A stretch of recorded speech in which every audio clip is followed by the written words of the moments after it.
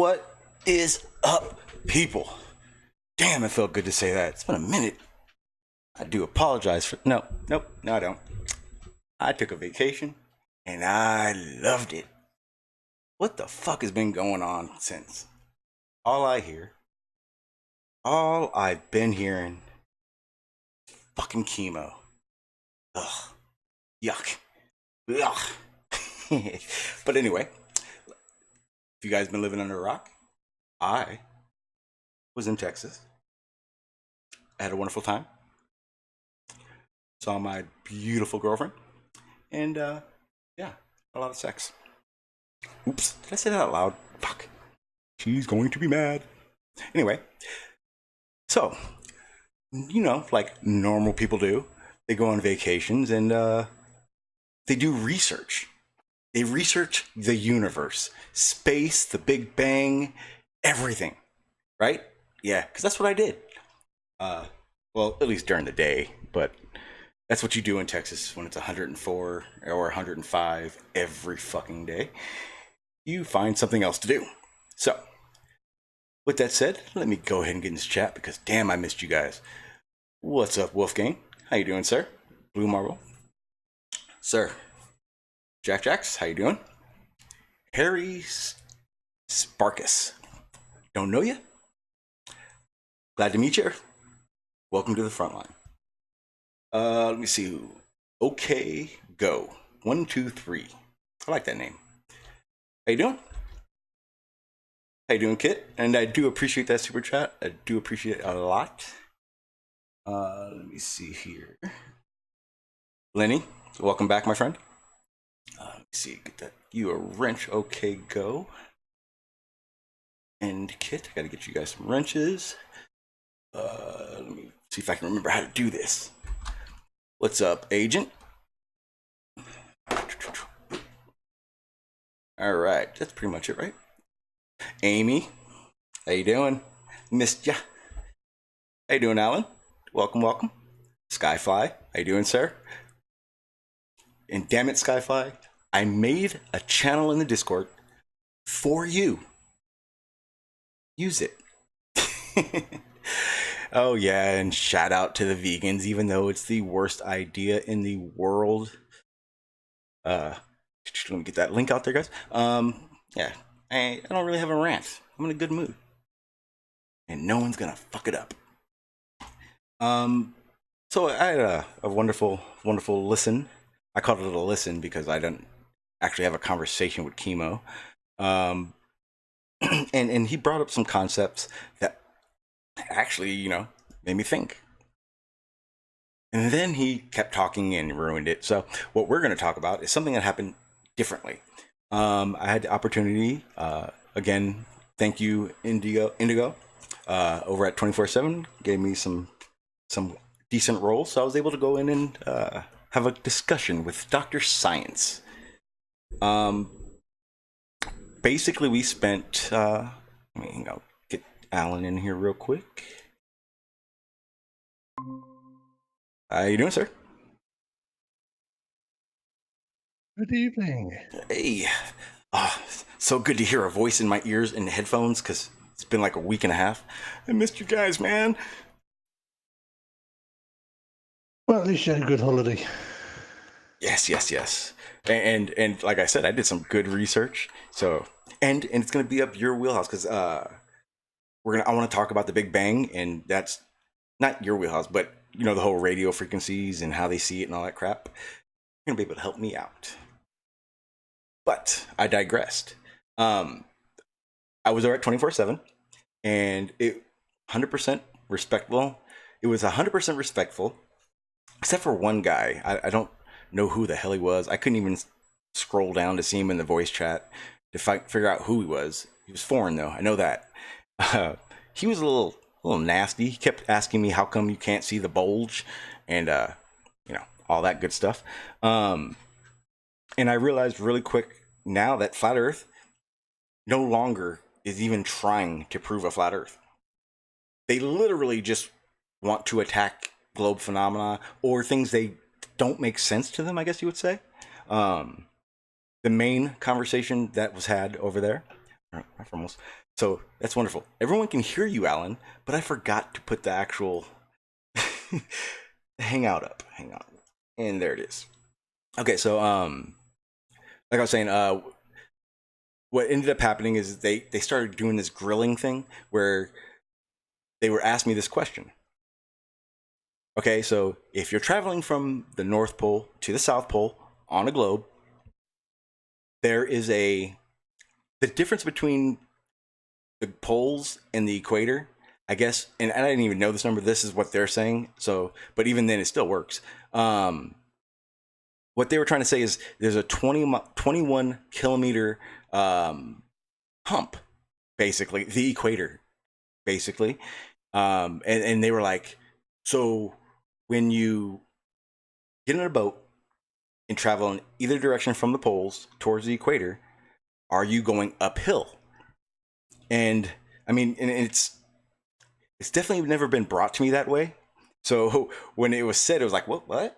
Then it's pretty obvious that how you doing, Dress?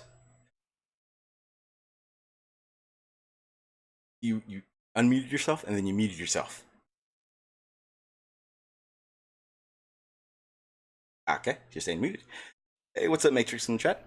And they were asking me, well, does that mean from the North Pole or the South Pole going to the equator, they have to go up a 21 kilometer hill, essentially?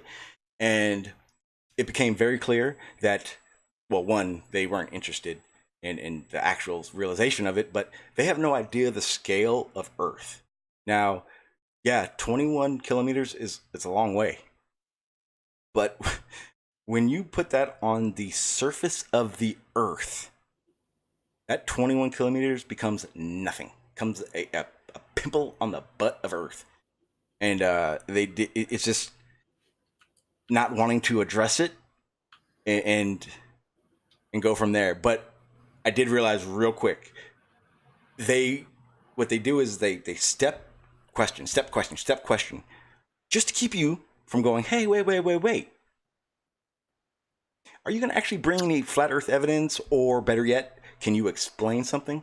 I had one of those guys tell me, he said, because I told him I was a flat earther at one point, he said, what made you a flat earther? Wow, my bad, guys. I didn't even realize I actually had a rant. He asked me, he said, what made you a flat earther? And I said, I really thought I understood the globe. What's up, Big Blue? How you doing, sir?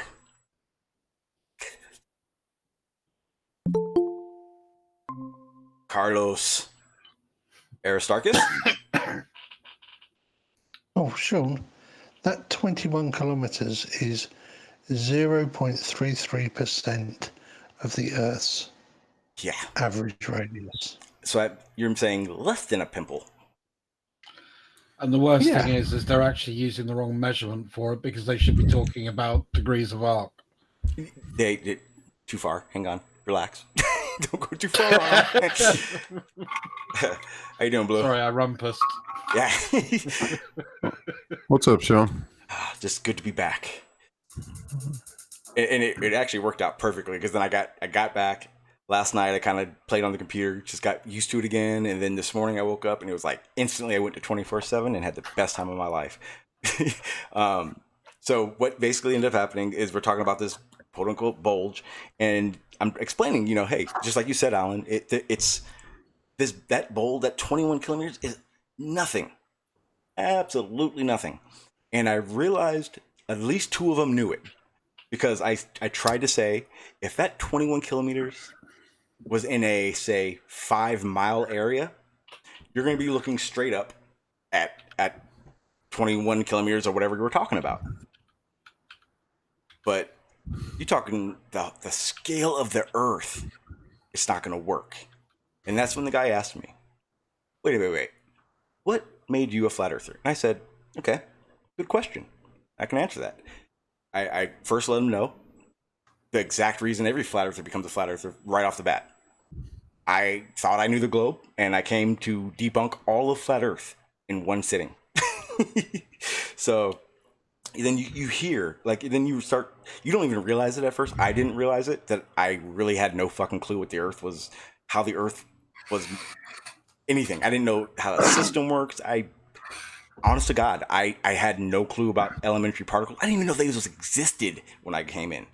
So I explained to him the biggest thing was you go outside, it looks flat.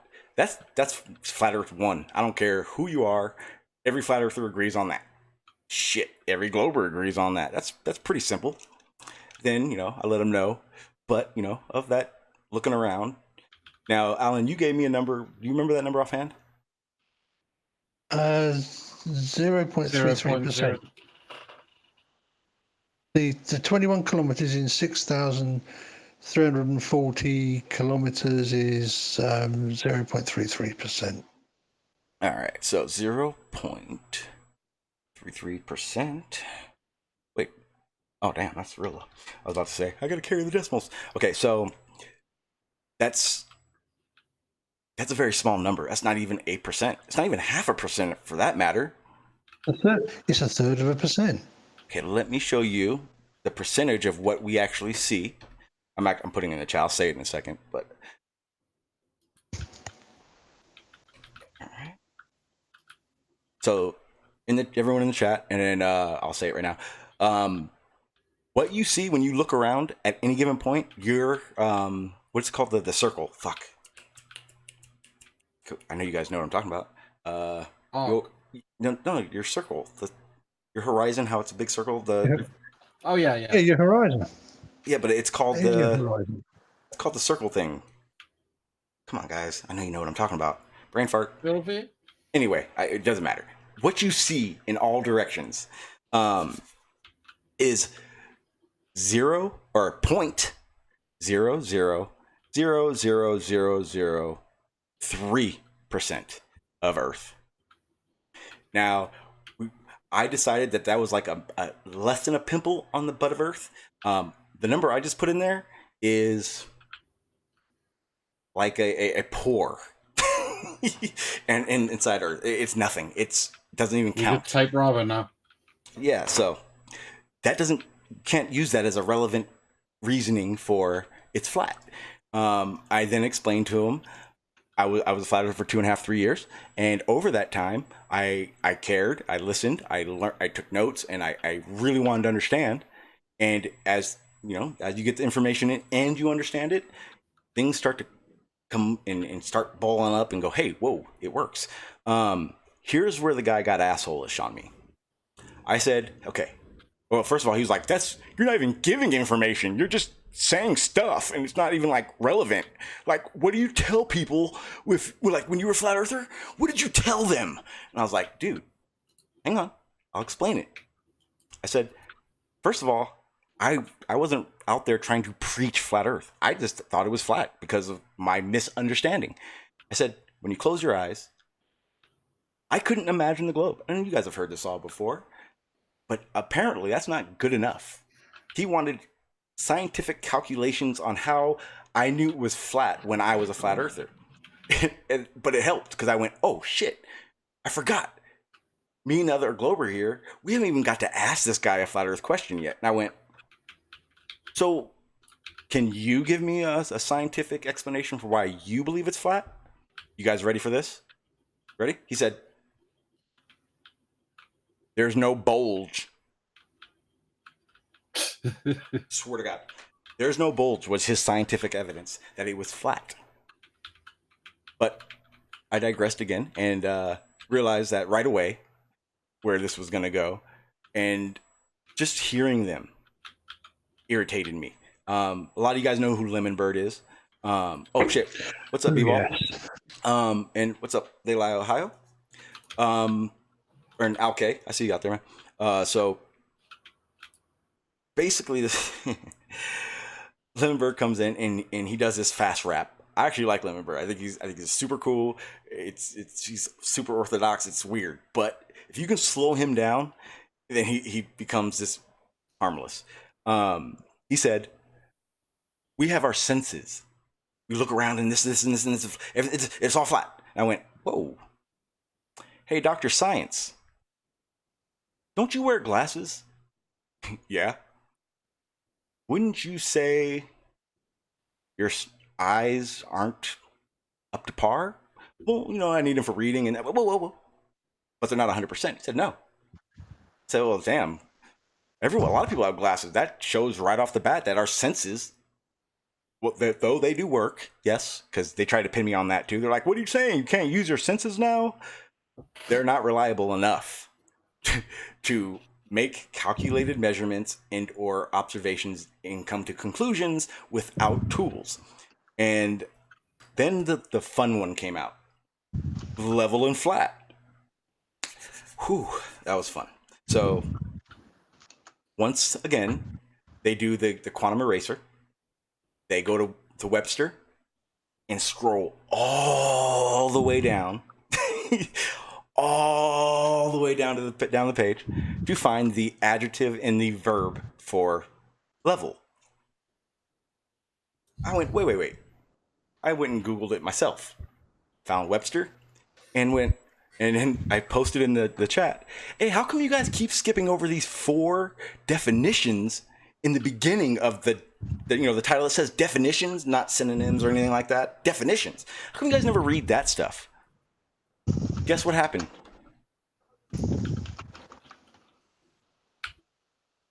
I got booted. I was going to say you just got ignored, but yeah, that's well, same thing. And for me, getting booted out of 24/7 is an accomplishment, because if you listen on the YouTube side, they'll attack the shit out of any Glober. Like they have a lot of like young Globers there that are like, oh, I got this. They attack them and then they gang up on them. But when there's 2 people that know what the fuck or decently know what we're talking about, just throws them all off. It's fun as shit. Because then they got all pissed off because I was being overcritical in what I was saying. Like I would, what was he asked? What's up, Carlos? Got your mic fixed? Nope, not yet. Okay, so like I would be like, if you're, for me especially, because I there's a lot that I do know, but I have to remember it or look at it in my notes somewhere. And so I start to slow down. I'm trying to make sure I'm saying the right words and the right steps to figuring out what I'm explaining. And he goes, it seems kind of odd that you have to almost worry about what you're saying. And I went, what do you mean? He said, well, if it's a sphere, then you should be able to talk about it confidently, and you shouldn't be having to think about what you're saying. And I went, but I want to make sure I'm saying it right. I want to make sure that I got right information. Again, this is how I thought about it when I was trying to figure things out or in the beginning. There's somebody out there wanting to learn. So I'm not going to say something half-ass and hope no one catches it. I want to make sure I'm saying things correctly. One, the more I repeat it, more it becomes ingrained in my brain, and hopefully someone who doesn't know the information gets to hear it, and their fact checking is a little less than normal. How you doing in Montreal? Very good, Sean. How about yourself? I am doing great. Today is good to see you back. Wonderful day. Yes. I tried to go live on my phone, and it was I used to be on camera all the fucking time. Like, guys, every day I was on camera. It was ridiculous. Like 8 hours a day on a camera. Period. It was painful. Thanks, Carlos. How you doing, buddy? I'm okay. So, well, damn, I forgot what I was saying. Got it. Sean, don't take this the wrong way. It's funny, but you remember your last hangout? They were calling you the village people. You look like the village people. Oh no, see, that's what. Thanks for. You really do, bro. But here's the thing. So, I keep forgetting, because I used to go on camera all the time. I forget that I don't go on camera pretty much at all anymore. So when I do go on, my favorite part is that everyone's like, "Holy shit, you're black." That was my reaction too. Yeah, I'm like, "Yep, surprise." And yes, that is my cowboy hat, and yes, I do rock the shit out of it, and yes, it works. Holla.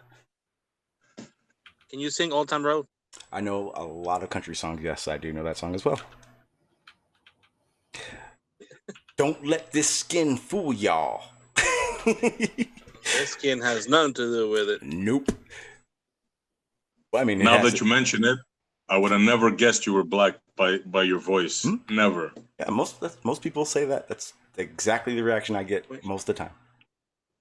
I like hear it. somebody talk like, "Hey, honey, let me tell you something." Wait. I think was it Agent Globehead? Agent Globehead. Who else were you talking about? Because he was like, okay, now I can match a face to the name to a voice, but he said someone else was he said like, but this person's a shill, and I was thinking in my head for sure, and I don't remember who he said it was. GPS said, why the fuck was I wearing a hat? Because I was in Texas. Duh. It's how you roll in Texas. Yeah, like right now I'm wearing a baseball cap. But if I go to Texas, I throw this hat down and I put the cowboy hat on. Because then when it's time to play, put the cowboy hat on her, and then she gets to ride a cowboy and save a horse. Yeah. Too much information, Sean. Too much information. Oh, I have details galore if you want to hear. and I'll tell all. I don't care. I'll get yelled at later. But I'll do that on a hangout later when I'm not live because they'll age restrict my shit. But anyway, I digress from the topic at hand. And I'm happy you're here, Blue. In fact, I'm happy you're all here. You're all going to help me figure this out.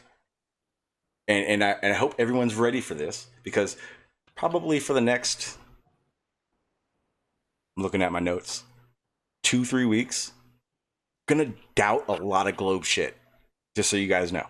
Now, when I say doubt, I don't mean like try to disprove it, but there's a lot of shit I'm coming across now, especially because I do have an understanding of much more when we're talking in the universe. So like I'm able to connect things better now, and I'm running into things that again aren't talked about. They're not. I never learned it in school. I never even heard anybody say anything. We'll talk about two things right off the bat. And I need help with the Hubble constant because one, it's an issue. Two, I don't understand it at all for this reason. The way I watched a couple of videos, I read, I think it was one of NASA's, and then the Hubble, or the Hubble telescope. They actually had a document about it, and everything I'm seeing that it's explained is that everything we're observing in the Hubble constant, and for people that don't understand, the Hubble constant is the way we measure galaxies, how fast galaxies are expanding in the universe. Correct, guys? It's the expansion rate. It's the expansion rate of the fabric of the universe. Is what the Hubble constant is talking about. Yeah. But it's not the current thinking. So that's probably what you've come across. Yes. Because what they couldn't account for in the Hubble constant was what they call the rapid expansion period. Because obviously, if the universe is only 14.6 billion years old, or however old we think it is, why is it something like 93 billion light years across? Yeah. Speed of light being the fastest shit that can go, and all the rest of it. So I'm gonna grab my notes real quick and someone explained it to me. Because I asked this question a few years ago. Because the big issue I have, and what entails with why those numbers don't add up, is, and correct me if I'm wrong, we measure everything from Earth out, right? Not the Big Bang, in that way.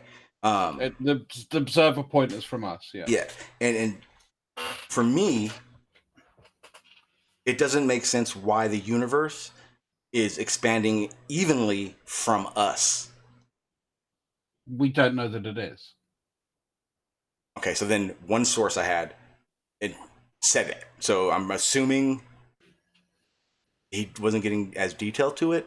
What's it? Don't pet it, because he's an idiot. No. I second that, Carlos. I'm joking. What did Montero said? Huh? I said I second that, Carlos. The guy is a moron. No, I was joking. But it was funny. But I wasn't. And that's Unfortunately. funny. Okay, so I got my notes. Okay, so I want to, so everyone kind of gets a good, better idea what we're even talking about. Hang on, I saw something in the chat. Lenny, we're going to talk about climate change in a little bit too. Trust me, I can't talk forever about this stuff at once and get through this real quick. I know I can. Okay, so again, what we're talking about is the Hubble constant.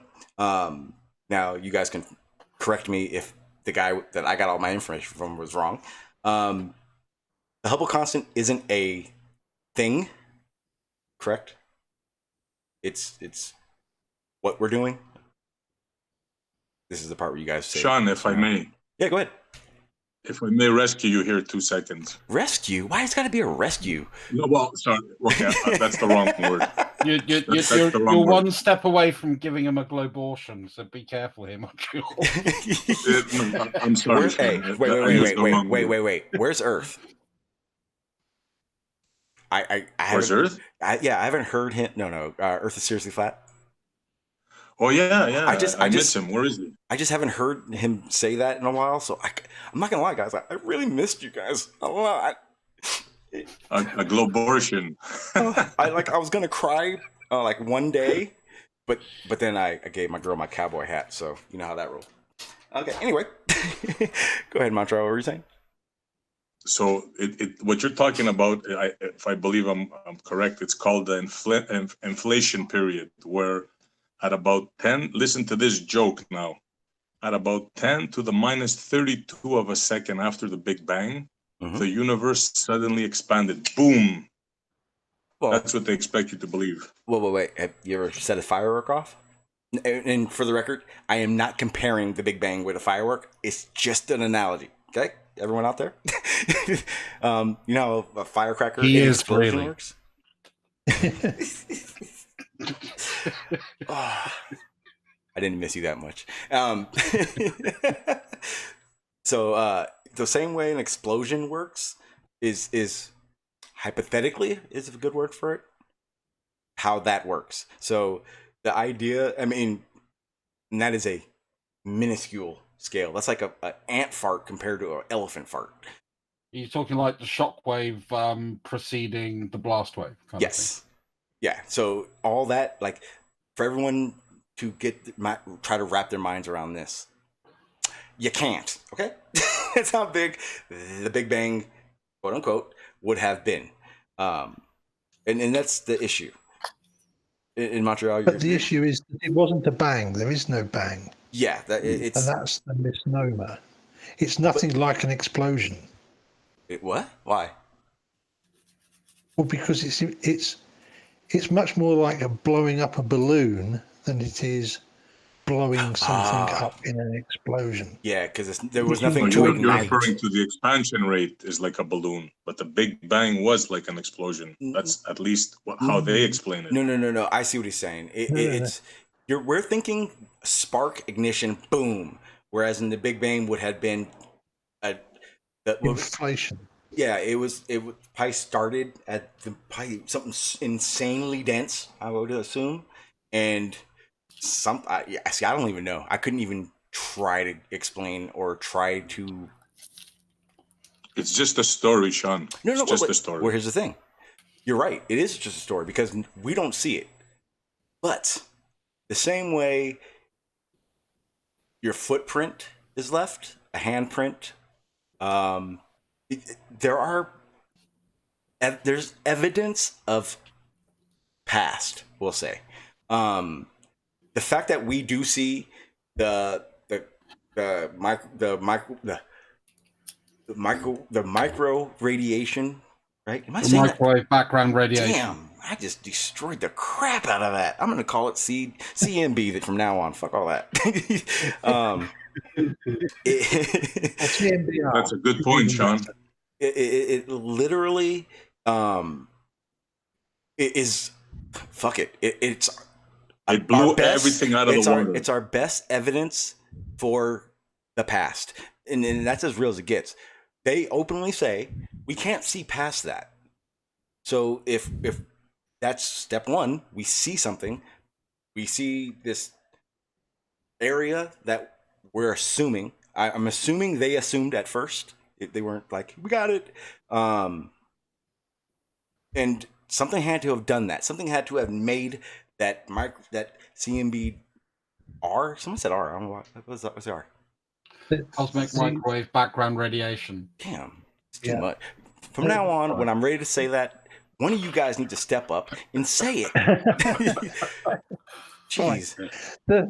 The thing about CMBR is that before the time before we could see, the CMBR point is the point at which photons were actually able to escape from the cosmic soup of proton. It was all so dense before that the photons couldn't get out. But what do we? Is it like a CERN that's giving us these answers? No. Or... That's a brilliant way of looking at it. I like that. So think of it this way. It's a bit like I'm getting an analogy coming here. So when you put a runner on a stretchy rubber band and they can only run so far. So think of all the mass in the universe kind of trying to do that, but the rubber band's too strong. So it's an ever pushing force. And what happened at Planck time is someone cut the band. Ooh. I know. But see, so this is what confuses me. The background that we do see, that's not in all directions, right? That's not giving us universes going in all directions. It's a pattern we observe. I don't really understand about the telemetry of where shit's going. It's anywhere you I can point. say something on this, Sean. Wait, hang on. What were you saying? Sorry, Blue, go ahead. It's you'll see the cosmic background radiation, microwave radiation anywhere you point a telescope. That was the confusing part. But we see, but the temperatures, we know which way we're looking though. Yeah, but shit clumps together in the very early universe when it's spread out. That's why we don't have this even soup. Mm. And they're not sure, they know exactly why.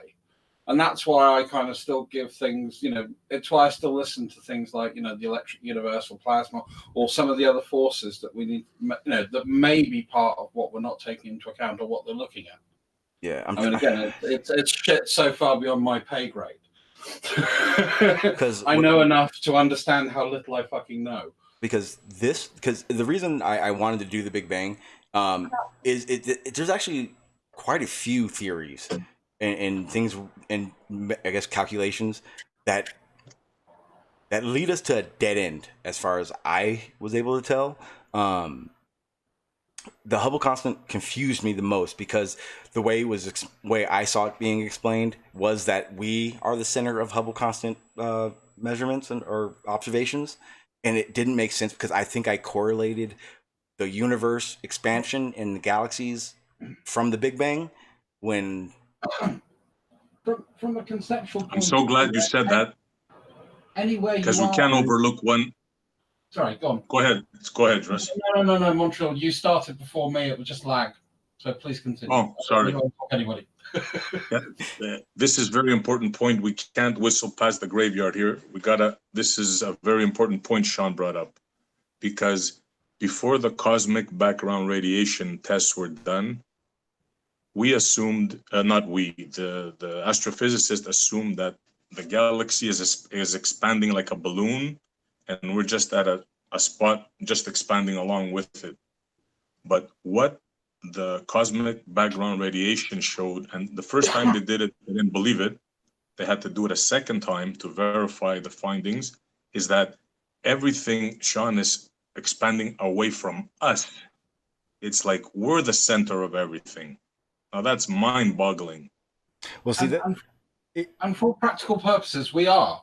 That was the point I was going to make. Any point in the universe from your observing point is going to be the center.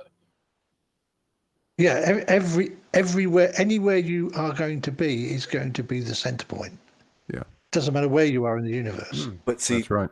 Okay, so, but Okay, so I guess this will clarify it for me then. The galaxies and the expansion that we are observing, it's not even. We're not seeing every direction the same distance. But again, Expansion. We're thinking in 3 dimensions. And this is why this is so fucking hard to understand. And this is why I say it's so far above my pay grade. I'm not an idiot. But it's about thinking in extra dimensions and the fact that we're trying to put stuff into 3D space so we can relate to it, because that's how we envisage this shit. But it doesn't work. It's like trying to look at a 4D object in 3D space. Does that make sense? No. Okay. Not at all. Not I'm enough just- I'm- dimension. Just trying to be honest. You actually believe there's a 4D? Because I don't. Why not? Because the Why 4D not? is supposedly time. And that's a bunch of Wait. Time isn't real? Absolutely not. What time is it? What time is it now? So 100 years ago to now isn't 100 years? No. We're talking the actual time itself. No. Space time has nothing to do. It's not the same thing as your time. No, what I'm trying to tell you is there is no such thing as time, period. No. But It's a man-made thing. It's a construct. Well, yeah, but it describes time or distance. It describes movement. It describes movement, let's say. I'm simplify it. I always define time as the abstract concept of movement through space, because that's what Douglas Adams said, and he's my hero. Couldn't have said it better.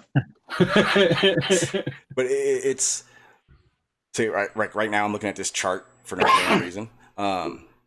It's time for a really hot cup of tea. Glim wants me to look at. I'll check it out, Glim. Debate. Let's put it this way. What was time to a caveman? Well. So Glim gave me another article, and it says scientists debate the seriousness of problems with the value of Hubble constant. And we kind of went over that already.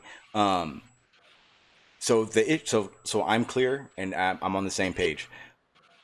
The Hubble constant is strictly the calculation or the rate of expansion from us. It has nothing to do with the Big Bang. Yeah, so that's the Hubble constant. The reason that we're calling the Hubble constant into doubt is because back, I think, in about sort of 1997 to 2005, somewhere around there, they realized that they were observing galaxies accelerating faster than the Hubble constant. So that's why we don't really hold to it as such, because observations are starting to disagree with the hypothesis. And then there's one more, and this is the big one. And I had a conversation with he's like my physics guy over at the Discord server. We got into it about general relativity and how it depicts the Big Bang. I had zero clue this. Apparently, using general relativity or geodesy, because that is what it basically is. It gets to the Big Bang, but if that's the case, what the frick is it called? Singularity. Bam. Yeah, it's the Planck time barrier. Yeah. So the issue that me and the other guy at the server got into was the antimatter-matter argument. Yeah. Oh God. Yeah. Because the realization, and I didn't realize it, and it hit me last night. The singularity and this issue, and correct me if I'm wrong, because this is what I'm trying to figure out, is what gives weight to science with the graviton. Yeah, it's the missing antimatter problem. Yeah, so for people that don't understand, the graviton does not exist, or it has never been observed, but it would be the hypothetical source of gravity. Is that wrong? No, it's the Higgs boson is what gives mass to something. Okay, damn, fuck yeah. I missed that whole part because I remember because I was reading about how CERN found the Higgs boson, and the Higgs boson was like like to them like the holy grail of okay, now we shit matches up with shit. Like this thing, it's got a particle. It's in our elementary particles. It's got to be there. Well, wait. Well, gravity I think is the only missing one, right? Well, again, I think one of the things that's still I find interesting is the whole concept of spooky action at a distance. Quantum spin. Mhm. I find that really, really interesting, and I think, if we can work out why that fucking works, that I think is going to start to take us to actually starting to understand some of the more fundamental forces in the universe.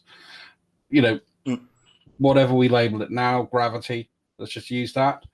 I think it must happen because we don't see the effect of gravity at the quantum level. We're looking for a unifying story that kind of allows us to take from the quantum to the micro to the macro to the cosmic.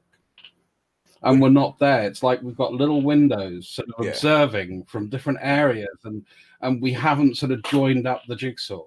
That's kind of how I see where we are at the moment. So the graviton would be on it. Well, it's 100% be on the quantum level.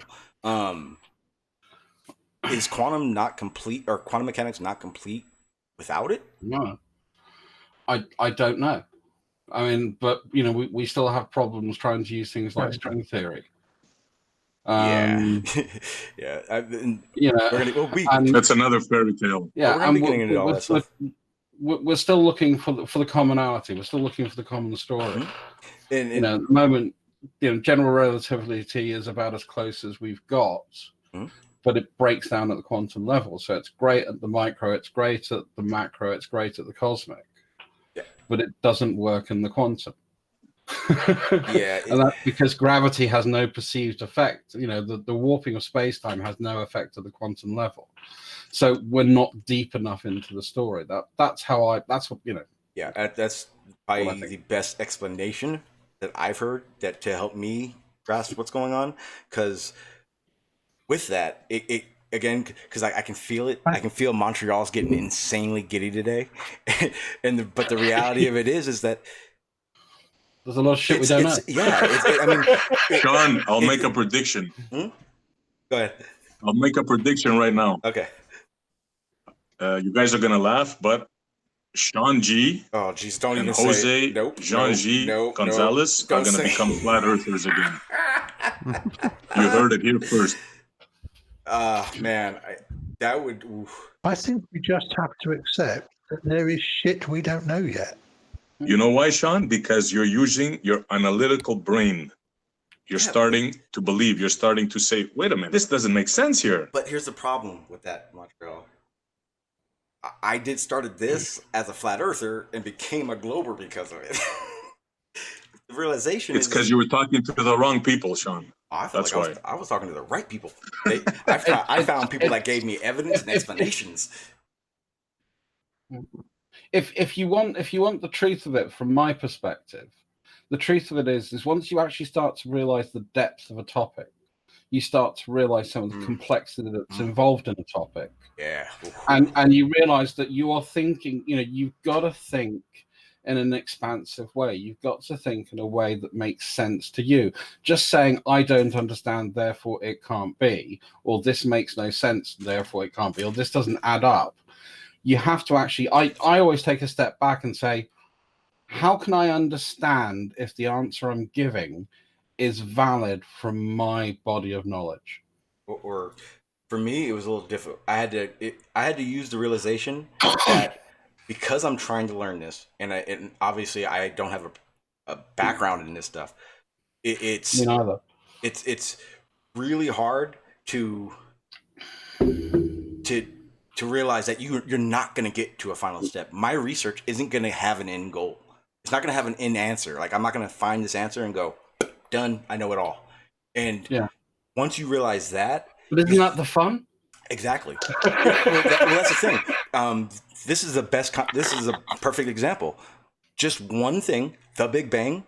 I mean, I'm telling you right now, all next week, it's going to be kind of around the Big Bang. There's that much shit that kind of spiderwebs off of that to be talked about, to be thought about, to wonder what the hell's going on, to want to understand. I mean, that's what people don't. That's the crazy part that I realize now. I'm learning stuff, but me learning Hubble constant. Okay, good. I'm one zillion parts closer to the finish. Again, if science can only explain 0.5% of what gravity is, that's 0.5% more than we knew 1,000 years ago, and it still works right here, right where we are. Oh, and by the way, just for Montreal, yes, time was incredibly important to Neolithic societies. And they were great at How it. so? Because they left loads of shit around measuring it. Yeah, the Mayans were like great at it. That they did. I know what you're saying, Drews. You're talking about the things that are lying and towards the sun, but that was usually, I mean, basically used for agriculture. It's not like they said, "Hey, okay, we have a meeting. Let's all hang out. We're gonna do a hangout today on YouTube at 3:00." Didn't work like that. Yeah, No, it did. but- Wait. but What they're time still- period are you talking? We're talking about cavemen. 5,000 Okay. years ago. Well, If we're talking so, cavemen, yeah. I'm taking it back to sort of 10,000 BC, 12,000 years before now. That's hardly caveman. That's a whole can of worms you just opened there. And that's That's that'd be not around what the they time- tell you. Wait, why? Well, put it this way: cavemen, trust me, they didn't give a fuck about space. Like the sky, pretty sure they looked up every once in a while and grunted. But trust me, they are the stepping stone for where we are today. But you don't need to go to them to expose anything or prove anything. No, my point was time. The What was Neolithic time people significant? were really into looking up at the stuff in the sky because that's why they built, or that would at least seem to be why they built a lot of shit like Stonehenge and Avebury and all those other Neolithic circles all across Europe. Thousands of sites in the UK alone, let alone across Europe. Yeah, Yeah, but this has nothing to do with time. But why? no, it does have to do with time. It's just a different cycle. Yeah, again, that's what I'm saying. you stop looking at your Time watch. has always been important to us. You know, even if it's just I know that I've got, you know, I know that I need to leave now to get back to where I need to be because night's coming. You know, Yeah. that's still time. Yeah, They but may not the have said fact that 3:00. That's their meeting. Need to be back for the meeting at dusk, because otherwise bad shit comes out. You know, Yeah. you know, in that kind of knowing when the solstices are. or you know, we know that winter's coming because we're seeing the rising of the moon. We know that the rising of that particular constellation means that we need to prepare. This is also a measurement of time because they're looking for that regularity. It's just that you're right, that we dilate time now down to the second. They're concerned about the day, the week, the season, but it's still time. correct. That was Yeah, one. agreed. Yeah, the same I way. agree with you, Dress. Yeah, like And I think I agree with you because I maybe not. I don't want to straw man your point because I don't think you meant it quite the way maybe I mean it. So what I get Okay. is that like the flat Earth and the globe, like anytime you start talking ancient past, like in the past, I mean, besides for like creationists, because that's kind of difficult to have that same conversation. that's what we got me into all this fucking shit. Are you serious?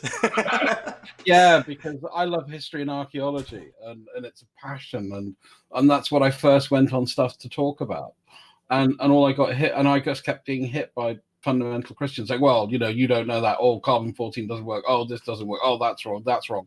And I'm thinking, fucking hell, I've actually seen the studies. I've been on some of these digs. I keep forgetting and- that's what you do.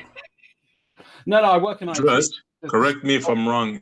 Isn't carbon dating good only to 50,000 years? Carbon dating's old school now. Yeah, like you shit. can stretch a little bit more with what's called AMS, But yeah, I don't really like carbon dating beyond 50K. And you should let him know, I- Montreal, there are, if I remember correctly, up in the 60s to 75 different types of dating, stuff like that. Yeah. There's not only 2 or 3. Because when I first came into Flat Earth, that was one of the arguments I heard. It was like, well, radio and carbon, that stuff, you can't predict dates. And then I look it up, and it's like a laundry list of methods and ways they do that. And again, that's a great guess of a period. Well, and that's all so we much can do. guess. It's the same way as people think. It is because it's within a tolerance. That's why I talk tolerance a lot. Well, yeah, that's what I whenever mean. you take a measurement, there's always a tolerance, Well, and that's what carbon-14 gives you. And one of the things you can actually look at when you're looking at the results of carbon-14, because it's the only one I've actually really worked with, is if you've got a really broad date range, then you're starting to call into question your sampling. Yeah, that means you've got something really fucking wrong. So what you're looking for, so we don't really count that kind of stuff. What we look for is the narrower bands. They're appearing in the sort of the plus or minus 3 to 8% mark. Yeah, you want to see because that then gives us a reasonable positioning, and then we're co-witnessing those finds with other things. So it's contextual, it's evidential, and it's cross-referenceable when you look at archaeology. But what the fuck, sure. And as long as something 20,000 years old, in our dating, 20,000 years old doesn't pop up above something 5,000 years old, it still works. Yeah. and when I said the guess part, that was more the beginning, because now it's well, everything we're finding is it's in its spot. You can't call it a coincidence. It's what it is. Well, I one of my passions was I wanted to find giants. I really thought giants existed, and I wanted to find giants. I had no idea. I had no idea. It's all becoming clear now. I thought you were completely normal too. Yeah, no, I'm a freak. Trust me. Yeah, and that's what kind of was when, and I went looking everywhere, and I went looking at all, and I traveled quite a bit, and I was lucky. I traveled a lot for work, so I kept going to places looking for stuff, and I was looking for good prima facie evidence, and the best I found was a plaster cast of a bone that wasn't human. What? Say it one more time. There was there's a plaster cast bone in Germany. It's not the original, it's a plaster cast. It's supposed to be a mold from the original bone. But that mysteriously got lost. Like Gigantopithecus? No, it's supposed to be a human thigh bone. But big. Yeah, but big. If it was a human, it would have been 12, 15 feet high, because the criteria, I made a criteria of what I classed as a giant, and I took Robert Wadlow as the extreme. Mm-hmm. And I think he was 8'10", 8'11", or something like that. So you had to be taller, and it had to be multiple people taller than that. Yeah, you want a village, basically. Yeah.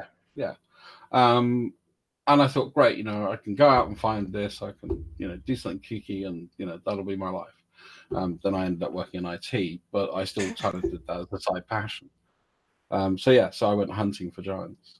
And I never found any. It was very, very upsetting when I realized I had to actually sit back and say, there's no good evidence. Well, remember, that I don't know if they have the TV show where you're at, but here in America, we have a show. It's called Finding Bigfoot. And my dad told me something a few years back, and he said, John, if Bigfoot was real, they would name the show Found Bigfoot. Mm-hmm. It's been on for 10 years, and it's still called Finding Bigfoot. Not we found a little bit of Bigfoot. Not we found this. It's still finding. There you go. Yeah, 40, 50 years ago, you could argue a Bigfoot. But I think with the urban spread you have on the West Coast especially, they would have found something by now. There would have been bones. There would have been teeth. Think so. Here's the problem. And that's my point. Well, here's the problem. I think they would have. I think that makes it hard. You ever been to America? Yeah, I You lived were- in San Diego for a while. Real shit. I live in San Yeah. Diego. Man. I was in Dunmar. Oh, okay. Yeah. Well, Well, right now. I lived on Pacific Beach, but I worked in Dunmar. Yeah, hell yeah, I know exactly what it is. I'm in Scripps Ranch, Poway, Mission Valley area is mine. Yeah. Damn, see, you made me fucking forgot what I was gonna say again. You would expect that. Hang on. I'm horribly well traveled. I know what I need. Hang on. All right. What was I saying? I don't even remember. Dress. Have you ever been to America, Dress? Big Okay, Forest. yeah. So in Blue, I'm pretty sure you know exactly what I'm about to say. Dude, I've got family in Portland. Forget the west coast of the United States. You talking the middle, where the forests are, where there's like no one. See, I've never been the other side. Yeah, okay, check this out. I didn't realize it until I went to New York once and actually had a window seat and actually looking. We did probably about 3.5 hours in a plane, 40,000 feet, and didn't see nothing but forest. The size of forestry that no one's ever been to is so extreme. It's insane. We think we think there's no room because we all live right next door to each other. But I mean, there's billions of acres. I totally agree. And here's the other problem. How many bear carcasses are found? Almost none. Don't know. Almost zero.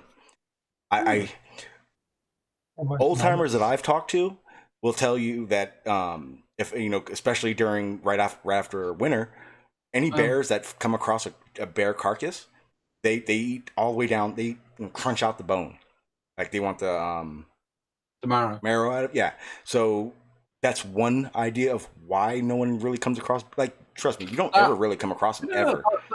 That's actually quite interesting.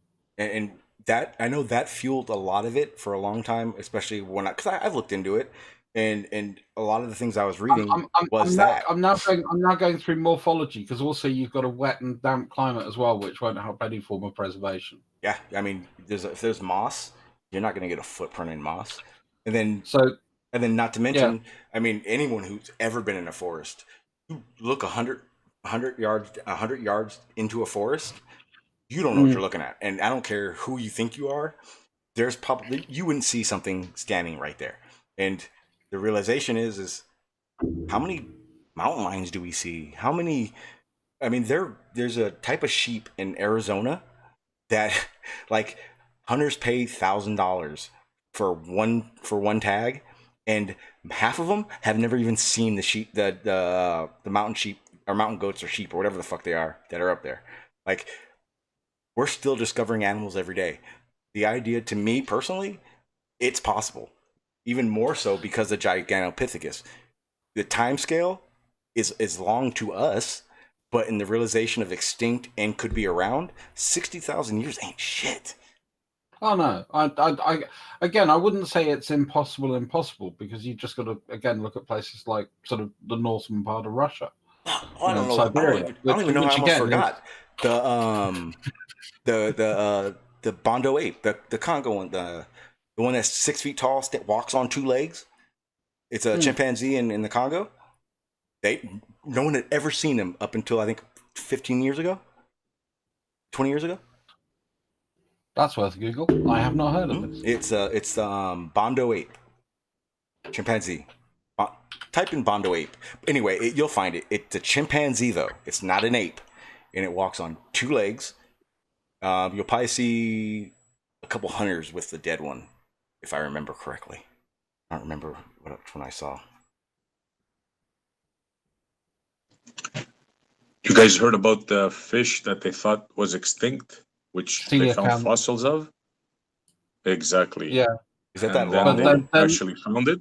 Oh, no, that's the one that didn't evolve from what it was. Well, no, Exactly. There's a huge amount of different, because I that was one of the ones that, again, has been thrown at me, because I went and looked into that. There's a lot of morphology difference between the coelacanths. But would it be now and the ones in the fossils? But yeah, it's because it's a bony plate fish, and we thought they'd all gone extinct. Yeah, I know which one you're talking. I didn't know there was that much of a difference. So they thought the clade had gone, but we found a species, but it's still not exactly the same as the fossil. So it's not Yeah, but like not it has enough the fossil. change to justify 500 million years. No, if you're fit for purpose, you're fit for purpose.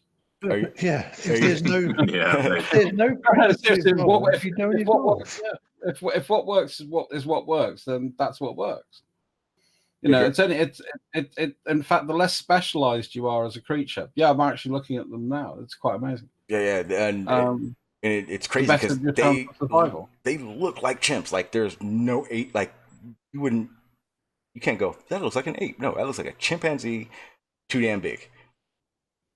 I should have went for the videos, but yeah, I mean, when they came across these things, man, that was as close as I got to Bigfoot.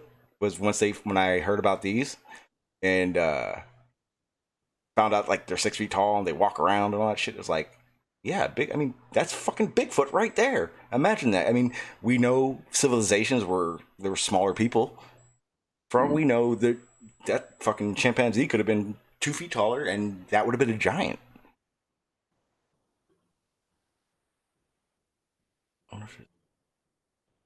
Oh, there's a video. Let's go find it now.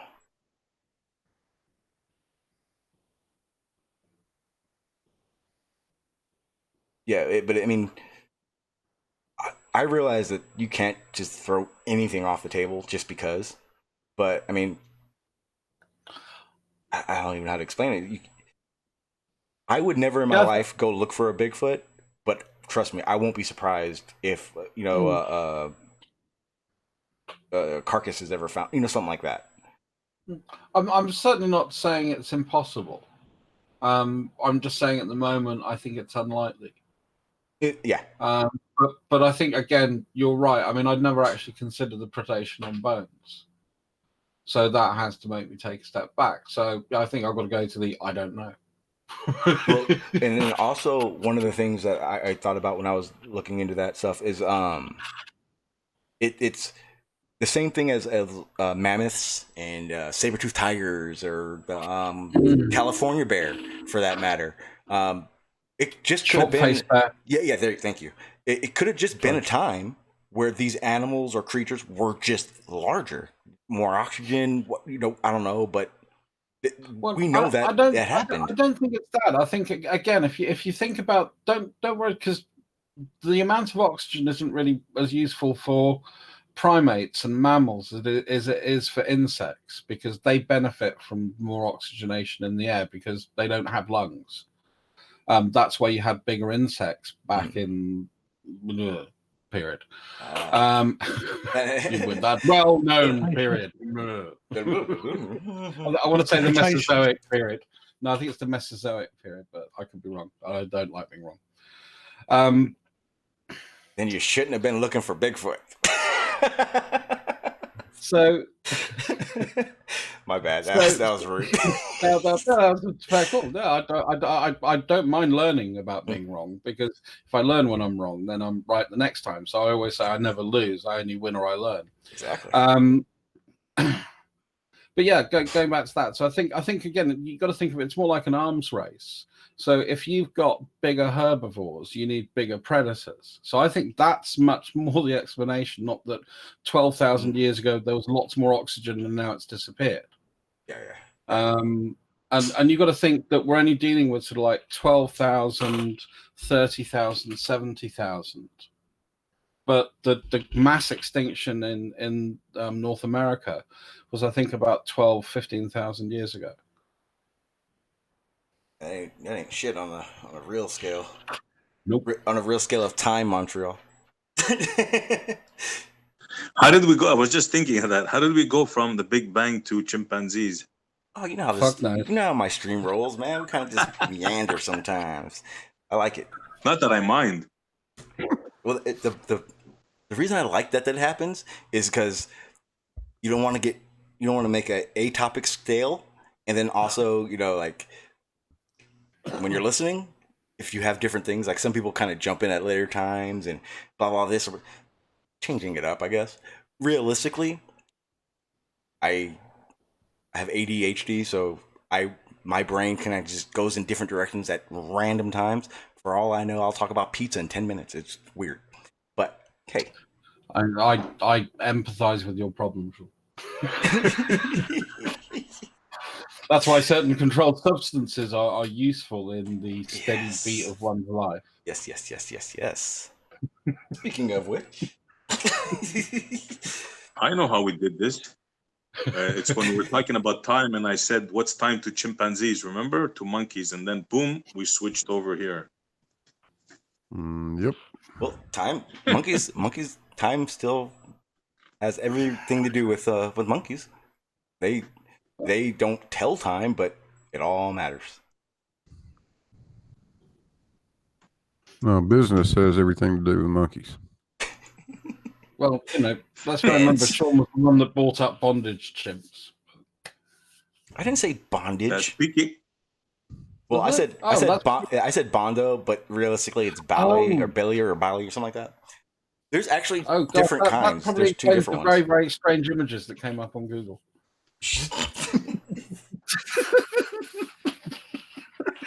Oh, I'm so happy I searched that before, because I probably would have done that too.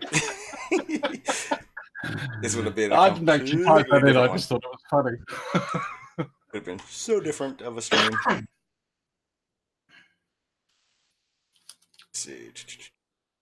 Now look in chat, make sure no one's trying to get in here or tagging me. And is this going to be a weird question? And I'm just trying to see if it's just me or not. Is your guys' chat super colorful? I don't know, because I'm actually not on the YouTube chat. Like, people I watch. am. I've just got it behind the main window. I'll move over to another monitor. Because, like, there you go. I'm trying to figure out if I have an extension that I put on my computer that made all the fucking names all colorful. But it all looks absolutely normal on mine. So okay, it's like me. Watch this. I know exactly what it is. Yeah, I see a lot of blue, but apart from that, God, well, see, this is what happens when, like, you haven't been on your computer in a week and a half, and then you go, also, what does these ones do? And you should start clicking on Crash, stuff. you should really come in here rather than just moan from the outside. Crash, don't come in here. You're not getting my fucking hat. Oh wait, you can have my hat, but it's gonna cost you $200. What? Oof. Yeah, and it's not even a great cowboy hat. It's not even my good cowboy hat. The only thing that worried me there, Sean, is I know what the last person had to do to wear your hat. I told him that too. I gave him opportunity. I gave him choices. Right. I want the hat, damn it. Yeah, see, he wants the hat. You can come get the hat. I'll give you my girl's Jose number. wants us to ask about Dress. Ask Dress about Pete Shea after show a few days ago. Oh, I broke him. Wait. Yes. Hang on. Before you tell me this, what happened to Farmers? Because, like, I talked to him earlier, and he's on a fuck this raid right now. Like, something happened. Okay, guys, I haven't been here for a fucking week. What the hell did I miss? Oh, okay. Quick sort of potage, I guess. Pete Shea was being Pete Shea, so I kind of pointed a few entries out, and maybe it was a bit more brutal than I could have been. With regards to Farmers, not sure why he's annoyed. I mean, I know he's a bit sort of plumbed off with some of the arguments people are putting forward. And also, I think the dishonesty he doesn't like, which is fair play. Well, that's what I got. Stingray's had enough, so he's gone off to do films. That's kind of where we are. Otherwise, everything else is pretty normal. Yeah, I think Farmer's mostly pissed off at Spurs and ignoring shit on atmospheric pressure that we've all given him repeatedly last week. Well, I've said this 1,000 times.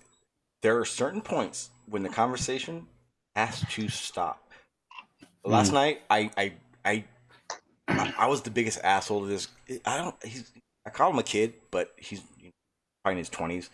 But he constantly waits for chemo to get there, and then he goes at chemo, and it's not even a good job. Like Chemo just runs around him like he's a little doll, and he kind of pokes and prods and makes him ask questions, and it's so weird that like people just allow it. So Yeah. it's to me, it's like no, like Chemo should be the loneliest person in the fucking world right now. Like, stop fucking talking to him. He still stopped talking. The reason he talks is because we say what or Chemo how. Like, guys. Me and Druss got into it with Chemo. What was that, Druss? 3-4 days ago, and he wanted verified atmospheric pressure data for multiple points, live data that didn't come from the government. So I gave him an NHRA hot rod website that has information across the U.S. live. Yep. Everything he asked for. Yeah. And then he denied that. I said, why the fuck would a bunch of hot rodders lie? Our engines cost more than your house. Why in the fuck would we risk blowing them up? Oh, no, wait. Again, you think that had anything to do with the shape of the Earth or atmospheric pressure? That's a Chemo game. That's what I'm talking about. He's just fucking with people. That's it. Oh, yeah. Like, realistically, I went on a tirade where all I wanted to do, I was like, Chemo, come the fuck to my stream so we can debate. And it's to the point now where he's a waste of my fucking time. Like, I won't debate I won't debate him. It's, fuck, I would never in my life bring Chemo to my channel and debate. I'd rather fucking, no. No point in it. Yeah, you'll get nowhere. There isn't. And all I do now, if he's in a room, is I just hold his feet to the fire on a topic, which, of course, he'll try and refuse to answer. I don't let him get away, and then he leaves. Well, just remember this. And he tried to tell me that my Harley needed antifreeze. That was fun. Oh, yeah. He has no clue about bikes. How is he? He doesn't even know what antifreeze is. Oh, it was lovely, wasn't it? Yeah, no, it was. Where'd you put antifreeze in an air-cooled engine? Yeah, where would that go? That right? I actually I was there for that. I heard that. You guys. Wait, was I? I don't think I was. No. Yeah, I wasn't on the panel, but I was there. I knew exactly where I was going. Crash knew exactly where I was going. Well, here's the best thing to do. Remember, don't talk to Chemo. No. Talk to the people listening. Mm-hmm. Yeah. I shared the link to the NHRA data in our side chat and on YouTube. And matter of fact, Crash, you're the worst of everyone. You keep going at JN Truth. That you realize he's worse than Chemo, right? Yes, I do, but he pissed me off. Because Chemo knows what he's doing. JN Truth, he's just a fucking idiot. Oh, I've got another idiot that wants to do a debate with me, so I'm probably working on setting that up. So that'll be fun. Jesus Christ. I really thought I wanted to debate a lot, like as many fighters as I could. And I was starting to realize, not really worth the effort. I will. Someone come at me. Let's go. Well, I'll debate anybody. Problem is, I don't really want to put the energy into debating it. Like, the second I start talking to a flat earther, I'm ready for information. I don't want to half-ass it so you can think I don't know what I'm talking about. So then maybe you'll debate. Like, I'm not playing all those games. That's why I hate debates. Hey, Sean, I just posted a link for a video for you to check out. It's pretty interesting. Does it involve me getting Sean's hat? Well, is it like Matrix? How long is it? Matrix, stop doing that. Matrix was like, hey, Sean, what do you think about this link? I click on it, 55 minutes. Really? I'm not going to watch a 55 minute this is an hour. This is an hour. Yeah, this is an hour-long video, but it's really interesting about. It's a you could call it a conspiracy if you want, but they basically talk about the guy goes and talks about all these documents that the CIA has been the Freedom of Information Act has allowed these documents to come out, but all this stuff has been blocked and all these scientists have been hidden.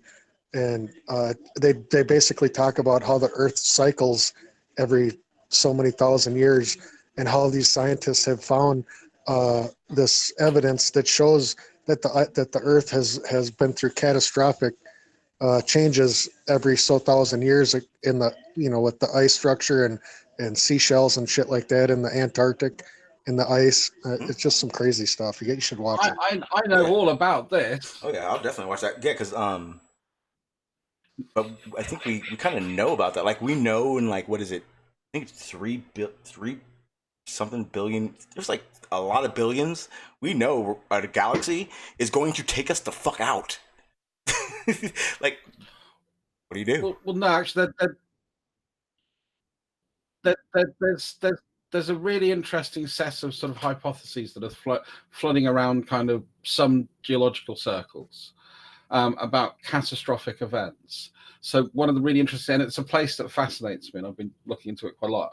Up in Washington State, there's a part of Washington State called the Scablands, and this is sort of the outpouring of the glaciers, and the Wisconsin ice dam. And the way that it's kind of was traditionally said kind of didn't make sense because you had this little wall of ice holding back cajillions of gallons of water. And ice isn't that good. Ice is prone to catastrophic failure. Well, that's what was it? You probably know it was a super lake in like Wyoming, Montana. Yeah, okay? That's what Lake Missoula. Yes, and that's what created the Grand Canyon.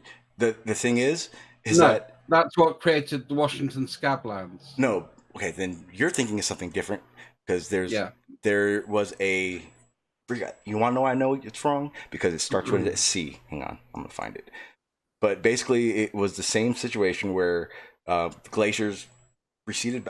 I think it was receded back at that point, but it created a like the Great Lakes.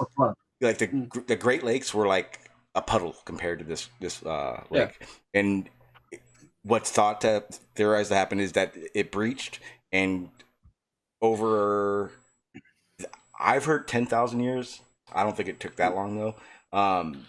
It would breach and start carving itself because you can get a pile of dirt in your backyard and create the Grand Canyon. That's another reason we know how the Grand Canyon was formed.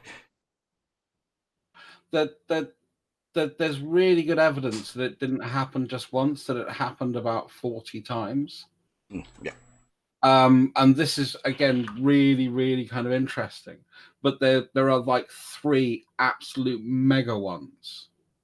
And there's really good geological observations on this. It's a really fascinating topic, and I could go on for an hour, and I don't want to bullshit out. No, I they talk about how the sun like doesn't go supernova, but it goes nova every like I don't know how many thousands of years. It goes nova, and basically it's crazy. You gotta watch it. I think you're talking about solar flares. No, they're not solar flares. They're talking. There's like observations that they've done. Solar ejection is what they call it. No, not that. There's another term. It's not supernova. There's these observations that they've been doing of these stars that have been going novae. They don't actually go supernova. They go novae, and they explode all this. It's something to do with the collection of dust and you got to watch it to understand what the hell. I can't explain it, but they don't go supernova. They go nova, and basically cook everything in its solar system. It's pretty crazy. You guys have to talk. I'm looking for something. You're looking for something? Well, is it something important? Did you like my answer to the Dragons pop quiz last night? You're not going to... I didn't listen. I'm not going to... Dude, I was asleep last night. I was looking at this. It's a list 16 minutes, 51 seconds. Dress, what did you say the lake you were talking about was? Lake Missoula. Okay. I'm looking on the list, right? All right, just put the link in the chat. It's a prehistoric list. Well, it's prehistoric lakes from the United States, or in the United States. What do you think of my mini vacation picture I posted on your Discord? I didn't see it. What's it like? Sean, it's spelled Mike Echo Zulu Zulu Oscar Lima Alpha. Dude, okay, let's get one thing straight, people. Don't do that counting that letter shit to me, because I have to remember you're doing that. So like the first 2 or 3, I don't get. Who is the number 2? That seems like an odd name.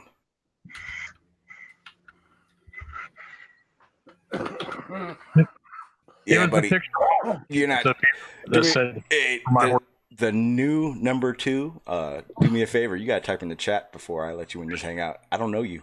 No, and I'm not standing on the computer, so I can't keep my finger on the button. Sorry, my friend. That's right. Censoring. I don't care. I learned like a few weeks ago. I'm not here to prove to every single flat earther. There are times where I want to just hang out, BS. When Montreal, I love Montreal. Montreal's a flat earther, but he's not an asshole. He's not a you guys are fucking shill type asshole. So, I do not believe he's a flat earther. I think he is a stationary earther. Like geocentric? Thank you. Yes. Oh, you're not, I thought you were a flat earther. Barney the other night. No, I as I say, I have an annoying OCD for attention to detail. But I do believe they're lying about the size of the Earth. Whatever the shape is. For bigger or for smaller? Bigger. It's bigger than they say. I could agree with that. But in the sense of I don't think we've measured every inch, so our number is going to be off a tad. I mean, within nothing big, but just a tad. But here's an eye-opening, some numbers for you. 27% of the land on Earth is restricted to civilian population.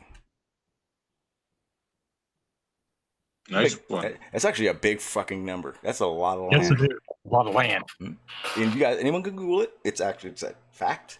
That was actually something I knew before I even ever found flat Earth. And again, that's the big one is the water. How much water we have. That's the deciding factor. I don't think so. I think if anything, it'd be the land, if at best, because I can't agree with Montreal here. One of the big problems that we have is the availability of drinkable water. Wait. In 2019? No. We have the technology. We were beyond the technology to filtrate saltwater now. Matter of fact, here in San Diego, they wanted to build one in Chula Vista. We can. That's not a problem. They're just fucking expensive to run. It's about affordability. Well, shit, we run out of fucking fresh water. I guarantee you, we'll be drinking some some purified salt water. Well, no, it's you just distill it. What the hell? It takes too long. It's the fact that if you've got a large population who don't have space to do the distillation, you've got a problem. Those large populations will want to move where there is water. Well, who cares about the population as long as you fucking keep yourself with water? You're okay, right? Or what will happen is you will pay people with water to get the water to you. California. Las Vegas, baby. Yep. This goes back to the I have 2 goats and you want a donkey conversation. It does. Yeah, it does. It does.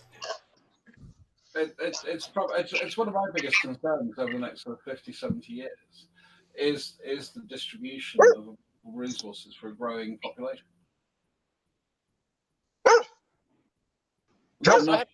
How can you be OCD and own a Harley Davidson? I don't own a Harley. I've got a Honda.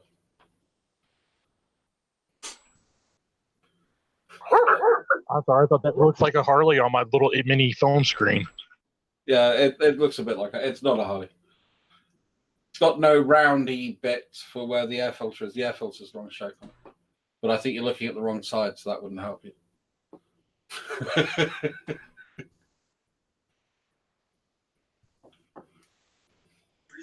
Hey, here's one for you, Sean. Minnesota just recently banned drive-thrus at fast food restaurants because they're contributing to global warming. The hell did you just say to me?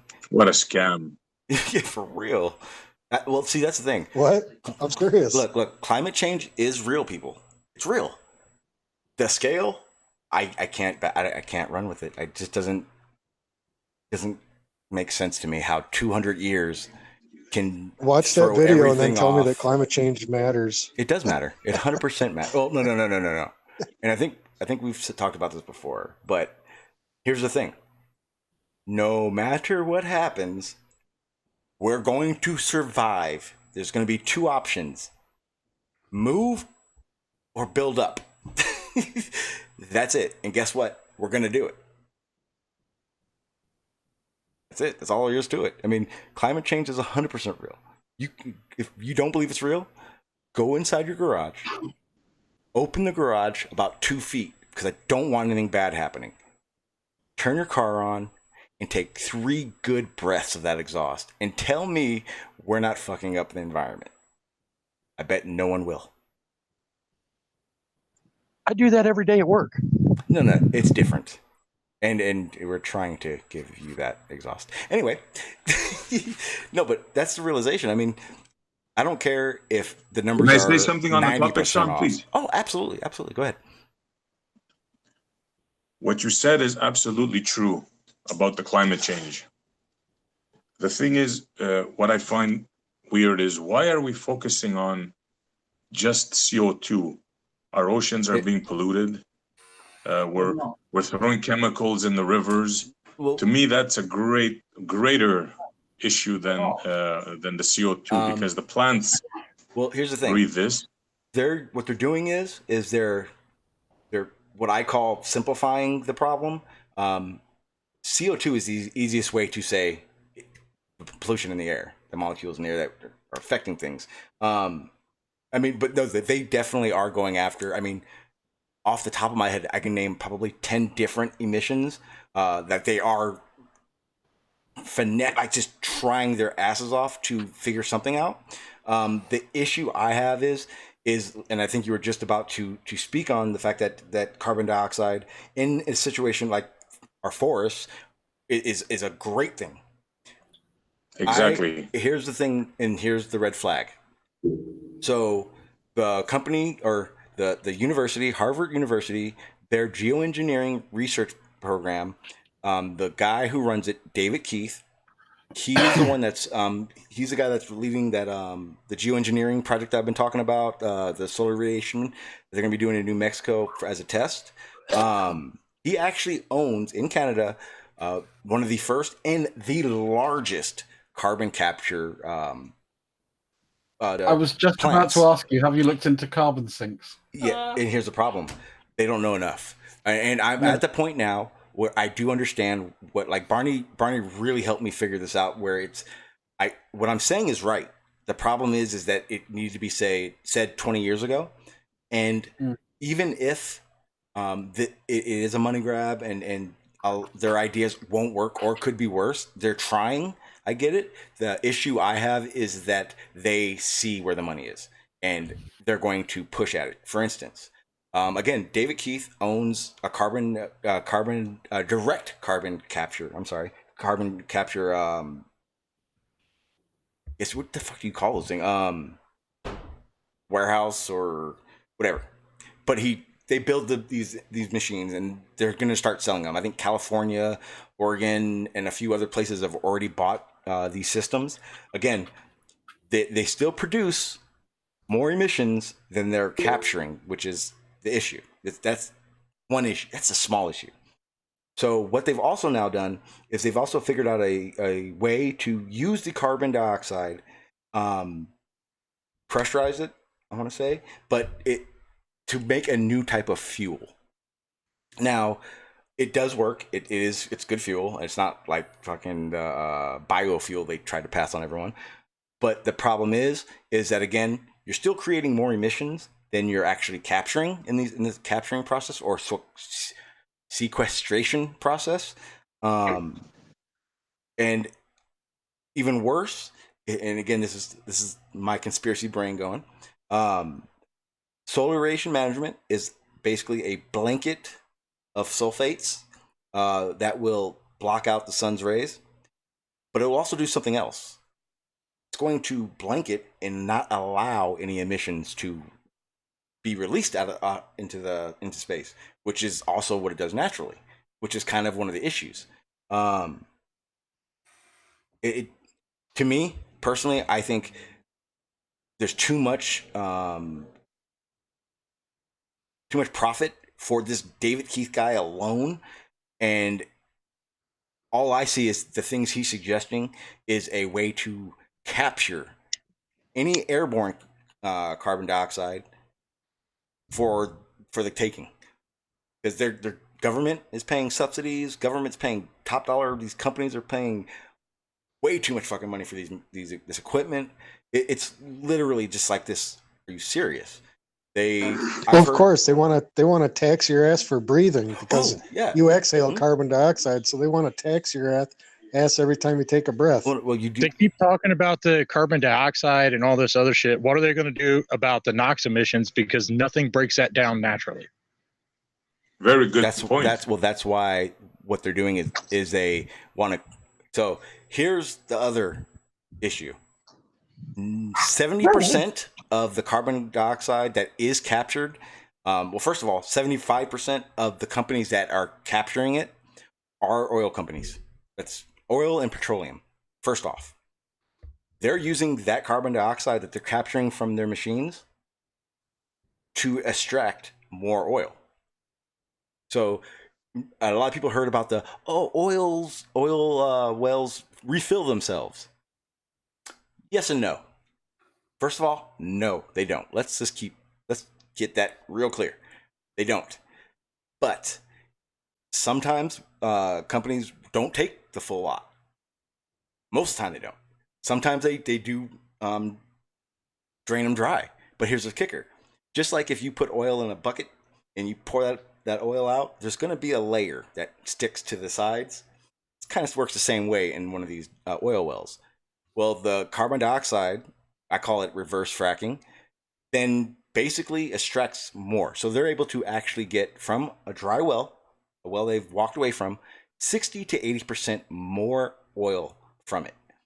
Now they're also using it in the mass quantity, the big wells. 2017, they were at this is NPR oil company. They're in Texas. Big story. Government paid him like $32 million to start the scrubbers and all that kind of stuff.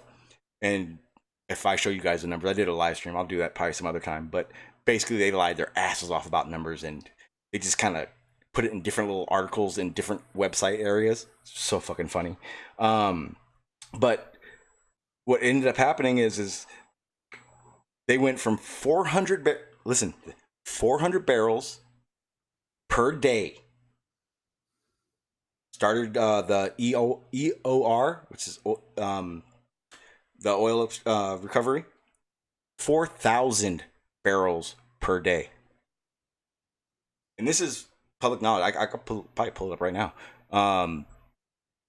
It's sickening to me. How the F do you capture carbon dioxide in the scheme to get it out of the atmosphere to save us, and then boost production 1,000% a day? It's all a scam, Sean. 100%. You know that I can sell my pollution to you? Oh, and you know that you can buy my excess pollution? Oh yeah. And the geoengineering project I was just talking about, if it gets approved by legislation, which will then push for other countries to jump in on it, the solar management, it's what is it? Fuck, name already. God damn it.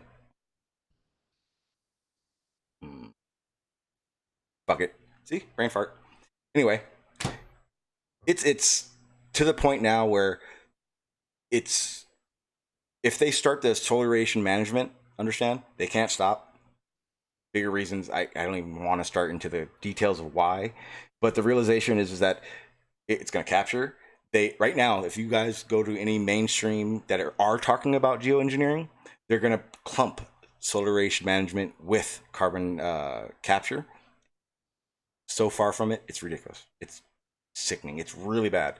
One of the main things that I wanted to show. Oh fuck! So probably Tuesday, Wednesday, I'll do this. It's gonna be another one of those 100% geoengineering weather modification type streams because it's the and I left this out on purpose. This David Keith guy, the company he owns in Canada, Bill Gates also is partners with him in that. Get the website up real quick. Bill Gates has Pfizer. You guys know what Pfizer is, right? Pfizer is basically a they call it a charity. It's weird. There's no website for it. Good luck finding that shit. It's literally a place for billionaires. If you have $1 million, get the hell out of my face. Billionaires who want projects done that, they can't really just get done anywhere. They found like Bill Gates basically is funding all these crazy fucking ideas. Putting fucking implant chips, vaccination chips in babies. Yeah, that sounds like a fucking conspiracy theory up the ass. But that's real as shit. That's very real. That ain't even joking around. Nothing. That is real. All right, so here is David Keith's company. Yeah. Wednesday, that's what it'll be. Wednesday, you guys are going to get David Keith carbon capture, solar radiation, geoengineering palooza on Wednesday. It's going to be great. You guys are going to hate So it. Does anybody here besides me know what the theoretical result of perfect combustion in an engine is? You have ADD, don't you? Yes, I do. Yeah. Perfect combustion. Perfect combustion. What are you talking about? If you could burn and use everything you could produce in an engine, all the fuel you put through it. Impossible. Oh, you mean with no emissions? Yeah, you know what the result would be? You would have water in gallons coming out of your tailpipe. That's still an emission because it'd be hot. Yeah, they have those. They're called solid oxide fuel cells. Yeah, it depends on what you're burning. Yeah. Alcohol produces water. There's all kinds of things that are much better than gasoline. Yeah, that's true. Yeah, but at what expense? That depends on how technically savvy you are, because I make my own diesel, so. Yeah, I don't like doing that. One bad. You go through a lot of filters, though, don't you? Do you have to run a heater in your tank? No, they already have it. It's glow plugs. Or do you? What are you running it in? Like a generator or a truck? In my truck. Yeah, glow plugs do that. Or some people do. But if it's not, if the fuel's not refined enough, it'll gel up. But gel up in the tank and clog up like fucking grease. Well, especially if it gets cold out. You got to remember, I'm in California, so it's not. We would never have to do all that. I live in Illinois. Regular diesel turns to gel in the winter. Well, I remember when I got my first. I had an '88 F250, and I did my first oil change, and the first thing I noticed when I got under it was, fuck, why is there a plug under here? And my dad explained, because he's from New York. He's like, hey, yeah, fucking, it's cold enough, man. You got to get your engine started, or it'll basically just freeze up. Like, wow. Can I ask I the had no panel a idea. question? Huh? Can I ask the panel a question? No. Go ahead. Thanks, Sean. Yeah, no problem. Have you guys heard of thorium? Nuclear salt, right? nuclear salt. Reactor that's supposed to not have any toxic after crap. Oh, God. You know what? Okay, so I'm an idiot, and I don't know why I constantly do that. Damn. My mind got blown away on this. My bad, guys. It's a new molten salt reactor. Here you go. It's right here. It burns thorium, and apparently it's the answer to all our needs of energy. Well, there's until somebody gets greedy. Well, there's something. What was it?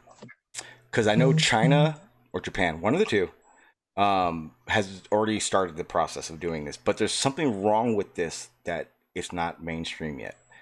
I'm trying to remember what it was because I was looking into this too. It is worth looking into though. Anyone who doesn't know what this is, it's in a way it's safer nuclear energy. I guess you would call it. It instead of where like Fukushima or not what the fuck, fucking the nuclear reactor in Japan, fucking how it had a meltdown. This stuff doesn't do that. It's easier Not only to control. that, it self closes. It shuts itself Yes. down in case of an emergency. Believe it or not, it's Oh, yeah, freaking yeah. amazing. It's definitely something to look into. Again, I know there's a reason that it's not feasible. I don't remember why. Because you can't weaponize Because it. it doesn't make money Like no, and for the big boys. yeah, no, and that's realistically what it is. Yeah, so molten salt reactor is a class of nuclear fusion reactors in which the primary nuclear reactor coolant and or the fuel is a molten salt mixture. MSRs offer multiple advantages over conventional nuclear power plants, although the historical reasons they have not been deployed. The concept was first, I know Japan has one. No, China, definitely China. Yeah, but this is There's a the few future. countries working on them. Yeah, it's gonna say somewhere in here. I remember where it is. A lot of people think it's a pipe dream, Yeah, but a lot of people are researching it, and they're gonna beat us to it. It looks like. Oh yeah. Oh no. Yeah, we're gonna be last, or I'm not sure we are, but America will definitely be last in the molten salt reactors. So here's one. Here's Oak Ridge National Laboratory molten salt breeder reactor. This one started in 1970 to 76. They had like a lot of. I'm pretty sure like a lot of these reactors and a lot of testing in the early years, and then like you guys were saying, the money situation basically, they kind of just disappeared. No one was doing it anymore. You know what's pathetic about that whole thing is that they still use the steam that's produced by the reaction to turn the turbines to create the electricity. There's no, it's still steam engine technology. That's You got an alternative? Look right here. yeah, it's called the solid oxide fuel cell, and look that up, Sean. Well, maybe we could get into Look up- magnetohydrodynamics or something. Look up, Sean. Look up the Bloom box. BLOOM Bloom box. They put them on Google's plant in California. I got it. They put them on their building, and they've been powering their building, or partial powering their building for several years now with this Bloom box. Google? Oh fuck. Yeah. Yeah, trust me, we're not going to see that for shit. We're not going to see that for Oh a long no, time. it's not. They're not going to let it out. Wait. It's This? The hell did you have me looking at, man? a solid oxide fuel cell. It runs on any How do you spell it carbohydrate. again? SOFC. B. Oh, Bloom box. BLOOM. Bloom. Yeah, it's your But fault. this thing will run on any hydrocarbon gas. It'll run on freaking methane, alcohol vapors, gasoline vapors, propane, natural gas, anything with the hydrocarbon in it. It will convert to electricity and produce water as after. Your car can run on any of those too if you do some You're modifications. saying it's bio waste is water. Good stuff, Maxwell. Wow. This technology has been out for a long time, but so why hasn't it? Why hasn't it been mass produced? Why isn't that where everybody's Well, using? we know the answer to that. The first thing I went to, We know the answer to that, Maxwell. the combination of a higher generation cost and T&D investments are driving Pepperoni. overall utility power higher in most regions. Yeah, see, they do that guides where it's like, well, because not enough people are buying it, we have to raise energy. We have to raise energy costs. More people bought our product, then we wouldn't have to. That's their favorite one. Yeah, see, I gotta look into this. Right, guys, I'm going to say good night because it is midnight here. So, Alan, I appreciate you being here, sir. Have a good evening, Alan. well, I'm hoping to have a good night's sleep tonight, but we shall see. Well, Thanks, guys. if you Been don't, we'll been still nice be here. chatting. Yes, sir. Yeah. Always a I just pleasure. popped in for a minute because I don't feel like doing this exhaust, and I want that hat. Aren't you supposed to be like doing the exhaust challenge or something? Just kidding. That was a joke. That was actually pretty dick. I apologize, Crash. I mean, if it was just me and you, I would have really said it and laughed my ass off. But I just realized, like, that's a pretty dick thing to say in front of people. You know, it happens. No, I've got Wait. Fuck you. You can keep trying to get my hat, and you talk shit in the server. You thought it was funny that I had a fucking flat earther name or role. I thought it was. Oh, you do know you do, right? It doesn't surprise me. Yeah, you've been a flat earther for about 3 days now. Sweet. I was a little drunk the other night when I was on there. Oh, and then so everyone else knows, me and Riley are back at it again. Now he's trying to say that atmospheric pressure is impossible in an open system, and rockets are his proof. What the holy fuck? You ready? I'll read it off. You ready? So he says, so this is how it starts. This is it started a week ago, but when I told you guys, did I even tell you guys I was leaving? I think I did. I decided I wasn't going to go live all week. It was my time off. So I even ignored him for the whole week. He didn't like that too much. He wrote me a big paragraph, but it's the whole gravity, rockets, and so this is what he's saying. He says, and this is what he does now. He goes, "Hey Sean, can you do me a favor?" He says, "In the context of 14.7 psi at sea level gas atmospheric pressure, can you Google this question? What is the cause of gas pressure? And then answer how we can have 14.7 psi at sea level in an open system with gravity not being a force." See what he did there? That's Riley, yeah.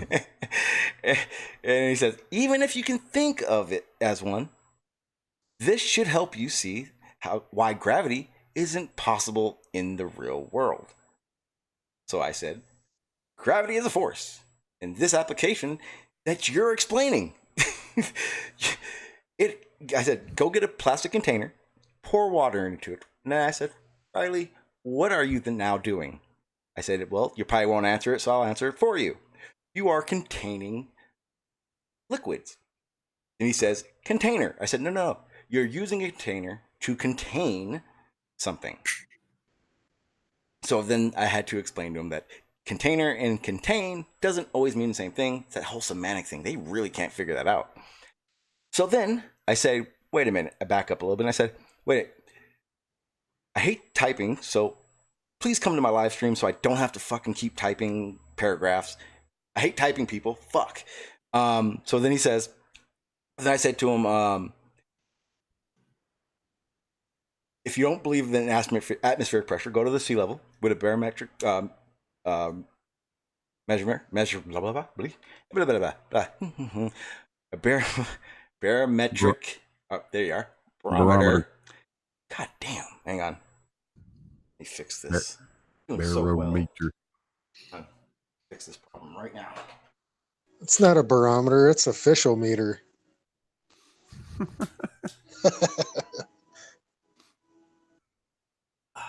we go. Yeah, I hit the spot. A barometer.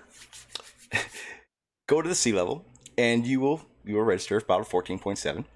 Then go to your local mountains, about 2,000 feet, 1,000 feet even. You can go 100 feet. You will have a different reading. That debunks what you're saying altogether. Atmospheric pressure isn't something to be argued against. Then he says, well, if rockets can go to the moon, it's an open system. See how he kind of just went away from that whole shit? He says, it's an open system. No way around that. So I said, do you understand what an open, closed, and isolated system is? And he says, of course I do. That's why I used rockets to debunk your misguided perception that it's a closed system. Oh, damn, I didn't even see this part. Farmer's Boy claims that we lose matter to space daily. All the morons do. Don't dare patronize me when you think you are thick as fuck yourself, dude. I said, yep, daily we lose matter into space. Oh, but you forget to mention that gases that come from underground and other, gases that we produce through industry. So sorry to let you know that we actually are producing gases and emissions that are leaving also. So that is the matter that does leave into space. He says, oh, okay, I didn't even see this one. So he says, Next time, ask him a question. Ask him if farts stink in space. yeah, see, that's why we're not having this conversation like a three-way. And why you won't be here when he comes on my panel, because I'm going to get him here. Watch. So he says, so if we lose matter to space, by definition, we cannot be a closed system. Definitions are important. Words have meanings. Can't deny words because it suits. The damn I would love for them to explain to me how a basic carburetor works. Yeah, see, you and Maxwell just, you guys suck at this. I'm already halfway through my here's one for sentence. Southeast Montreal. Check this out. I don't know if you're aware of this, but you can look up FEMA, the Federal Emergency Management Administration, FEMA, produced in 1920s or the 1930s when there was the Great Depression or whenever that was. They put in their booklet and they put it out to the farmers. They gave this booklet out to the farmers it's called wood gasification. They built this device that burns wood and it turns the smoke from the burning wood into a burnable combustible gas that's piped directly into the carburetor of their tractors. So they didn't have to use gasoline for their tractors. During the Depression, they could use wood to run their tractors. That was also used by Nazi Germany. No way. Wow. Yes. Yep, you can look it up. It's extremely, extremely inefficient at making power. No, but there's this other guy I've been following on YouTube. His name's Flash USA 001 or something, and he's actually made a wood gasifier, and he powers. He's been working on everything's automated. It's amazing. He can power a generator with it and freaking run his house when he wants to. The electricity. You can do a lot with it, but given the same engine size and the amount of wood you have to burn, you only make about 30% the power out of it. No, but it's still only wood. And if you utilize it properly, I mean, you could heat your water for it. You could heat your house with it because it's producing heat, right? And you could also produce electricity with it. So it's what about the NOx emissions that come from the superheated fuel out the exhaust? And you could deforest the entire damn planet in about 6 months if you weren't careful. Yeah, but you could use true that. Then there's that. There's lots of alternative ways to run an engine. Well, there's much better fuel out there than what's available. Not if you had 100 acres of hemp growing, you could just burn the stalks because hemp replenishes itself. So you could just burn hemp stalks. I mean, my old Jeep runs on propane. All right, I just called Riley out, so let's see if he's stop being a bitch. I said, nothing he says is worth a shit, and it's obvious because that's why he only does these messages in the background and never in public. So. I remember when propane injection in diesels used to be a thing. That's no longer a thing. I used to do that all the time. I had 2 trucks that I put propane instead of NOS. I love so much better. Water meth works really good too. What did you just say? Water and meth. Water methanol. Oh. Windshield washer fluid. The hell? Why would you put? Oh, that looked like corrode your shit, though. If you atomize it and spray it at the hot side of the turbo, it actually lights off and increases spool up time decreases spool up time on your turbo. Yeah, and that puts a lot of wear and tear on the bearings, and then that's how you get fucking fins that fly off and tear shit up. But it's worth a lot of horsepower. Yeah. Yeah, it's fun for a little bit. Fun for a second. Well, so's nitrous oxide. I mean, I tell people when we install it, it's like cocaine. A little bit will go a long way, but you get addicted to it real quick. I put 2 NOS systems in Hondas, and I told the guy, I said, hey, you're going to blow this. You're going to blow your engine up, and you may kill yourself, just so you know. Both cars blew up. Want to know why? because they thought they were geniuses changing a bottle in the middle of a race. No, that's not. Yep. So much wrong with that. Yeah. Well, that's also why, like, when I did my propane system, and I did a NOS system on a buddy of mine cars that I actually drove. So there's always a rule. That tank is nowhere near me, ever. I'll build a miniature trailer before a propane or NOS tank ever gets near me. They're only a little dangerous. Oh. Well, I think I'll be a little okay, because I will never in my life be near an exploding bottle like that. Oh, I've seen what they do to cars. Oh. I'm also the same idiot that goes to the drag strip or the tractor pulls, and you can see us right before a run heating the bottle with a torch. Yeah, I've actually walked 45 miles. Well, I was back, so I kind of fibbing a little. I was backpacking, so I was already gonna walk it, but I had this really cool cabin that I was gonna stay in the first night, and it was gonna be badass. I was gonna have steak, the whole nine. But like these hillbillies at the time found it first, and they were doing the same thing, doing exactly that. They were out there just playing in the mud, but they were putting bottles of NOS on, and I went, "You guys are gonna kill me," and they went, "No, we got it." As I'm watching them go put the bottle on, it's like, yeah, no nozzle. Yeah, and I ended up walking through the night and halfway through another day to have a comfortable place to sleep because of those fucking jackasses. When I take the bike to the drag strip, I want 1,000 PSI every time I stage that bike. And now I'll never go. I refuse to go backpacking in Death Valley ever again. Too many hillbillies that do stupid shit. I don't know. Coolest shit I ever saw was this S10 pickup with 44 TSL Super Swampers, or not the Tiger Swampers, and he had built aluminum. I don't know, 350 something, all aluminum, decked out motor with a fucking, I don't even know how much nitrous he had boosted in it, but he creeped out into a bog, creeped out there slowly into this bog. It was nothing but marsh, just lumps of grass and water. He slowly creeped out there, and when he got out there, he freaking hammered it and hit the fucking NOS button, and it sounded like that engine just came to life. And the whole truck sunk down about a foot, and I shit you not, it was like fucking 5-gallon buckets of mud were fucking landing on the ground, and this all of a sudden this thing lifted up out of the ground and freaking just rocketed out of there. And there was so much fucking mud flying in there. It was the coolest shit I ever saw.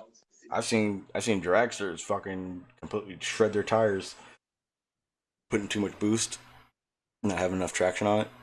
Just watch the whole tread just wrap up and just fly off. I haven't been to a drag race in so long. I gotta go do that soon. Only problem is if I do that, then I end up wanting to go buy a car, and then I want to soup it up, and then I want to go race it, and end up needing tires or parts, and I don't want to deal with that shit. Let's see. Oh, cars. Well, anyone got a topic or something they want to talk about? Because if not, I'll end this motherfucker. Drag racing, man. At least the drag race.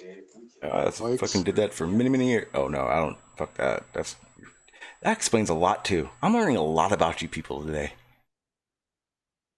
I had no idea Dress was a Bigfoot fanatic. I wonder if he knows Karen's a Bigfoot fanatic. Don't tell him, because then he may become a flat earther.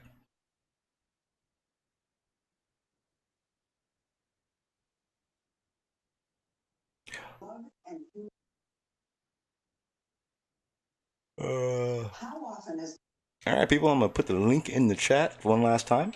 And if no one comes in and no one has a topic they want to talk about, I'm going to end the stream. And then get ready for tomorrow. Let's see. We could talk about airplanes since Big Blue likes airplanes. Talk about anything, I don't care. Talk about how fucking Cessna was bought out by the Chinese, and now it's like Tektronix or some shit down in Alabama, run by a bunch of Chinese lawnmower mechanics putting engines together. I don't think anything good is going to come from that.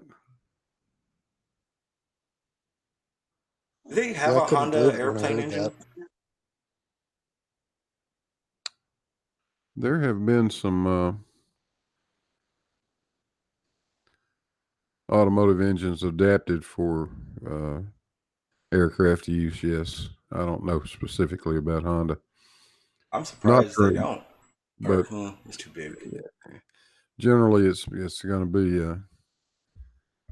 for the home built crowd. Yeah, okay. Yeah, and no sort of liquid cooled engine is going to be suitable. It's got to be needs to be air cooled.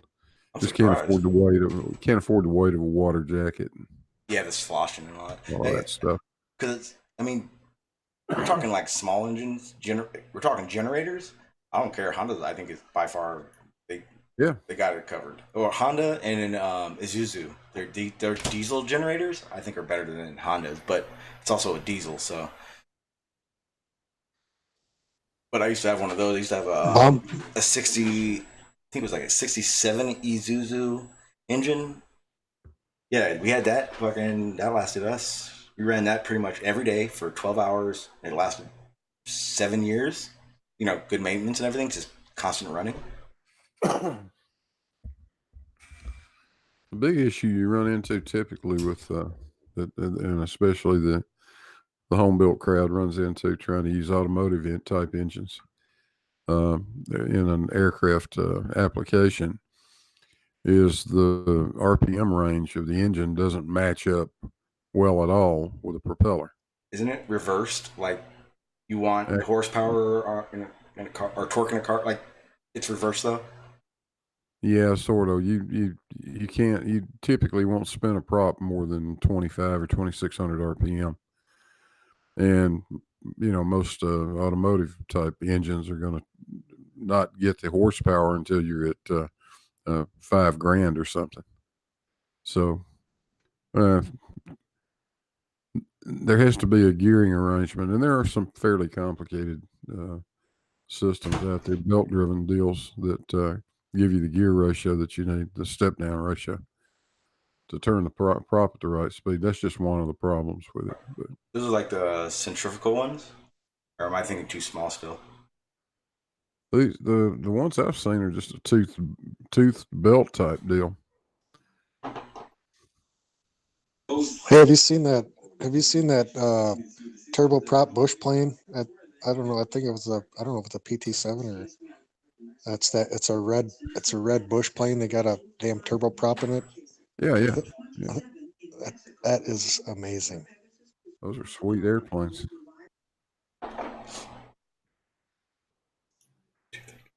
Funny looking, real long nose on them. Yeah.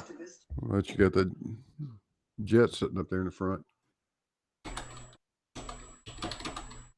And they don't weigh very much, so to keep the balance right, they'll move them out a little bit away from the firewall, a lot further out than you'd put a piston engine.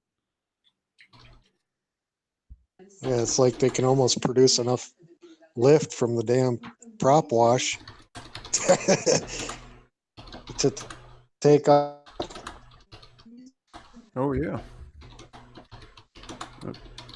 that prop wash, particularly on single engine airplanes, is pretty significant to the way the plane behaves. That's one of the four forces we think about when we talk about P factor. That rotating column of air kind of swirls around the fuselage and it strikes the upper surface of the horizontal stabilizer and helps push the tail down. So when you reduce the throttle, you'll actually see the nose pitch down slightly. Ah, okay. I see exactly what you're saying.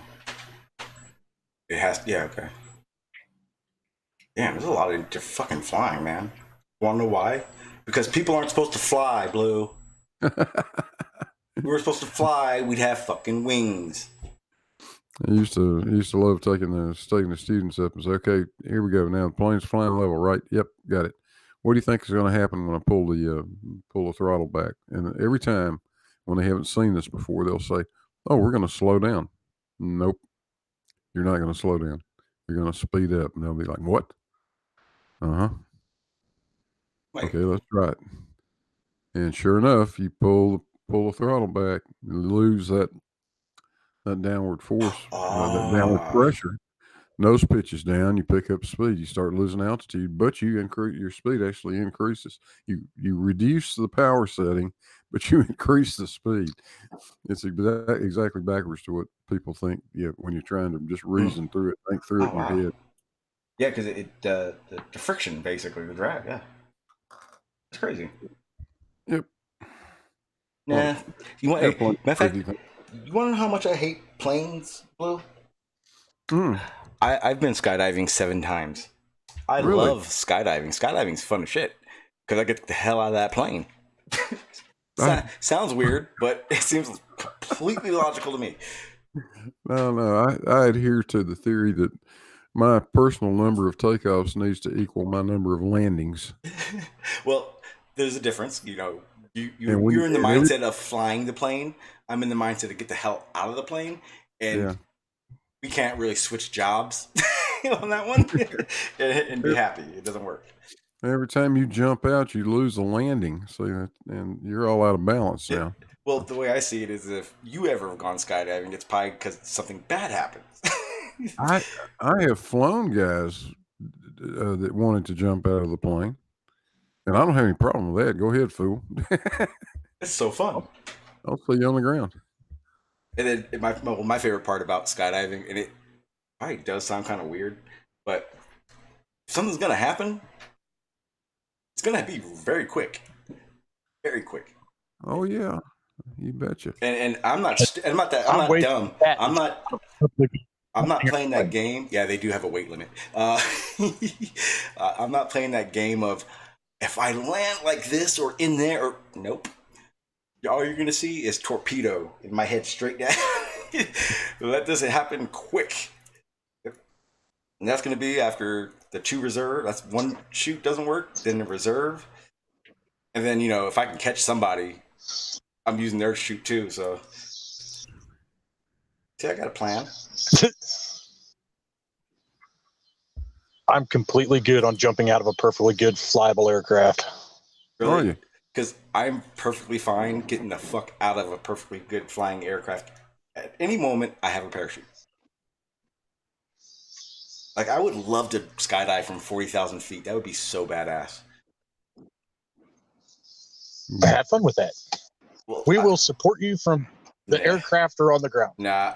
See, I could. I have a buddy that runs a skydiving place down in Brownsville or here in San Diego. The problem is that I would need, I think I need 100 more jumps and like $1,000 because fuel ain't cheap and you can't just use a regular plane. That's for sure. Yeah, so have you seen the Bob Gardner jump? Yeah, I bunk or not bunk. I just think it was so commercialized that the accuracy of the numbers they were giving wasn't too important because the numbers don't. If you do watch his terminal velocity and the speed and the distance he falls, it doesn't add up. Like I've done the numbers like 1,000 times. It's way off. But I honestly don't think it wasn't a jump that they were caring about numbers. His terminal velocity was only cool to teenagers watching it. I think that's what they were thinking. Yep. It wasn't a scientific jump. It wasn't an experiment. It was, I'm going to jump from this high and everyone's going to watch. It was sponsored by Red Bull. That should have been the big giveaway. Yeah. Well, it was sponsorship money because he wasn't even supposed to jump. When he got into the balloon part, you can even hear it on the audio. He had a cracked visor. People don't know, at 100,000 feet, a cracked visor is kind of like trying to. It's stupid. How about that? Yeah. Most likely it would implode. Yeah. It would just implode to his face, and he got lucky. Now, kind of like the ISS if a hole would spring in it, right? No. They have. You got to remember the I knew ISS. I'd get you on that one. You got to remember the ISS is pressurized. Uh-huh. So is this spacesuit? Well, if it's Yeah, if exactly. if the mask broke, then he'd have been screwed. Yeah, it would blow out, not in. Yep. Yeah, Nah. but then he would have his face would have froze off. Oh, he would have died in a matter of seconds. Yeah. Whereas in the ISS, I think. Well, I mean, there is a certain size that would pending doom, but I'm pretty sure a dime-sized hole wouldn't mess it up, and they would have time to plug it, if I remember correctly. Of course, just put your finger over it, get some duct tape, and you're good to go. Yeah, actually. Hey, I'm gonna whatever you're doing, Crash. I'm gonna mute you because it's like it's in my ear and it's really bad. Thank you. Yeah, I know it sounds impossible, Montreal, but that really is true. I mean, it takes almost nothing to stop a 14 psi leak, and it's not even quite that on the ISS. I think they pressurize that thing up to 12 psi or something. I think I saw something like that. It was like 12.6 or something like that for some reason. Yeah. It's not much pressure. Yeah, so it says the normal air pressure is 14.7, give or take. Which system, like, I guess because there's multiple systems in there, so depending on which one's on, the average is 14.7. Well, what's a commercial airliner? What do they pressurize the cabin at? About 6,000 feet, which is around, I don't know, 12, 13. I don't know. We could look at. I can do the calculations for you. I mean, sometimes you can feel your ears pop, but that's normal. Yeah, they'll typically maintain the cabin altitude at about 6,000 to 8,000 feet. Yeah, I'm seeing at 8,000 feet, or it says the cabin altitude must be maintained at 8,000 feet or less. Thus, cabin altitude of 0 would have the pressure found at the mean sea level, which was taken. Okay, so that's reading something else. What the hell? I mean, if it isn't pressurized, you'll get hypoxia. Okay, it says average is 11 psi. Okay. Makes sense. Well, once you get hypoxia, if they don't pressurize the cabin at that altitude? No, not normally. I mean, people with some medical issues might. I don't have to have oxygen in an unpressurized aircraft until I'm above 12,500 feet. I refuse to ever do that. I've done that one time. And you can go to 14.5 with as long as you don't stay there more than 30 minutes. And your passengers can go to, I think, 14,000 is the limit for passengers. All they're going to do is go to sleep. I mean, really, you're probably not going to kill them. No, they'll just get a little bit sleepy. Found a pressurized chart.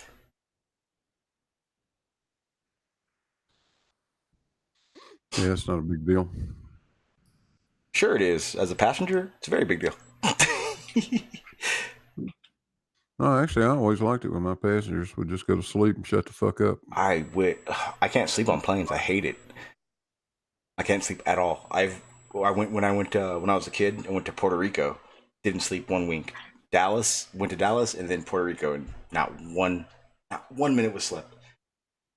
Hate flying. I hate it. All right, gentlemen, y'all have fun. I have somebody here that wants to pay me to fix shit, so I guess I got to get back to work. Oh. You don't want a cowboy hat? Okay, bye. Oh, you're a dick. See you, buddy. Yeah, you guys have a good one. I'll see you later on tonight if you stream. Yeah, I'm trying to get stuff set up. I don't know what I'm going to do tonight yet.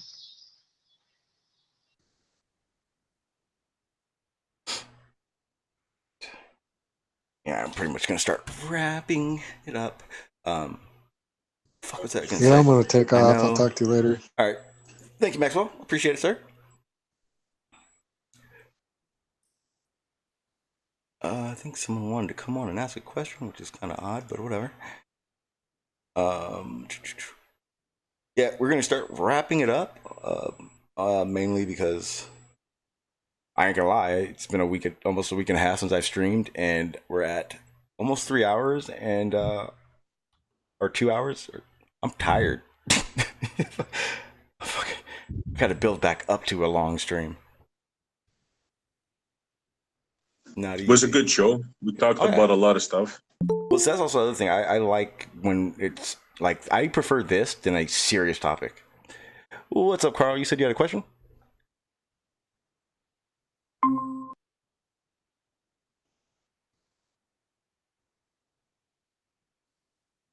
You gotta unmute.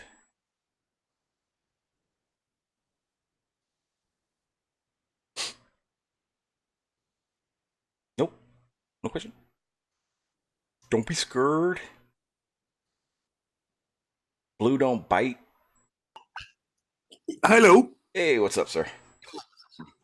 Love your hangout, Sean. Thank you. I appreciate that. I'm from Sweden, and I have a question about the twin experiment. Okay. Yeah, you're talking like the special relativity and all that. Yes, and maybe you can help me, or the panel can help me clarify it a bit. The twin experiment is like one person, a twin, is back on Earth, and the other person goes out for in light speed for, let's say, 20 years, comes back, and when we look at their ages, they have the one who's been on the Earth has been aging 20 years, and the one who's been out there in light speed and not age as much. The question is, why can't the person who stayed at Earth say, no, you have been traveling, I have been traveling in light speed, and you have been standing still? And in that kind of moment, or they are supposed to change their age, or I can't understand why are the frame of reference different to those? Well, it wouldn't. Yeah. It makes sense, but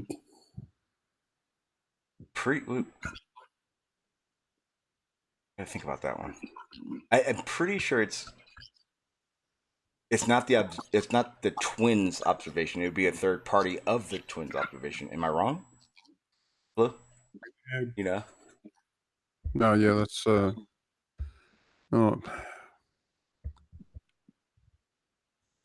think about it for a second.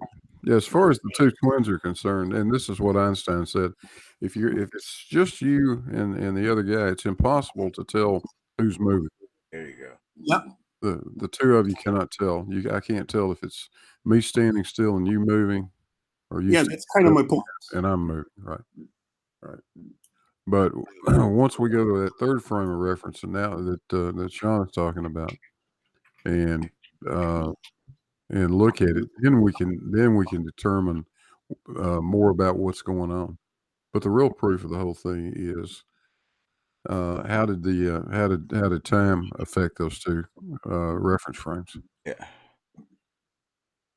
And that was what led me to, because I think I had said something in the chat already about it.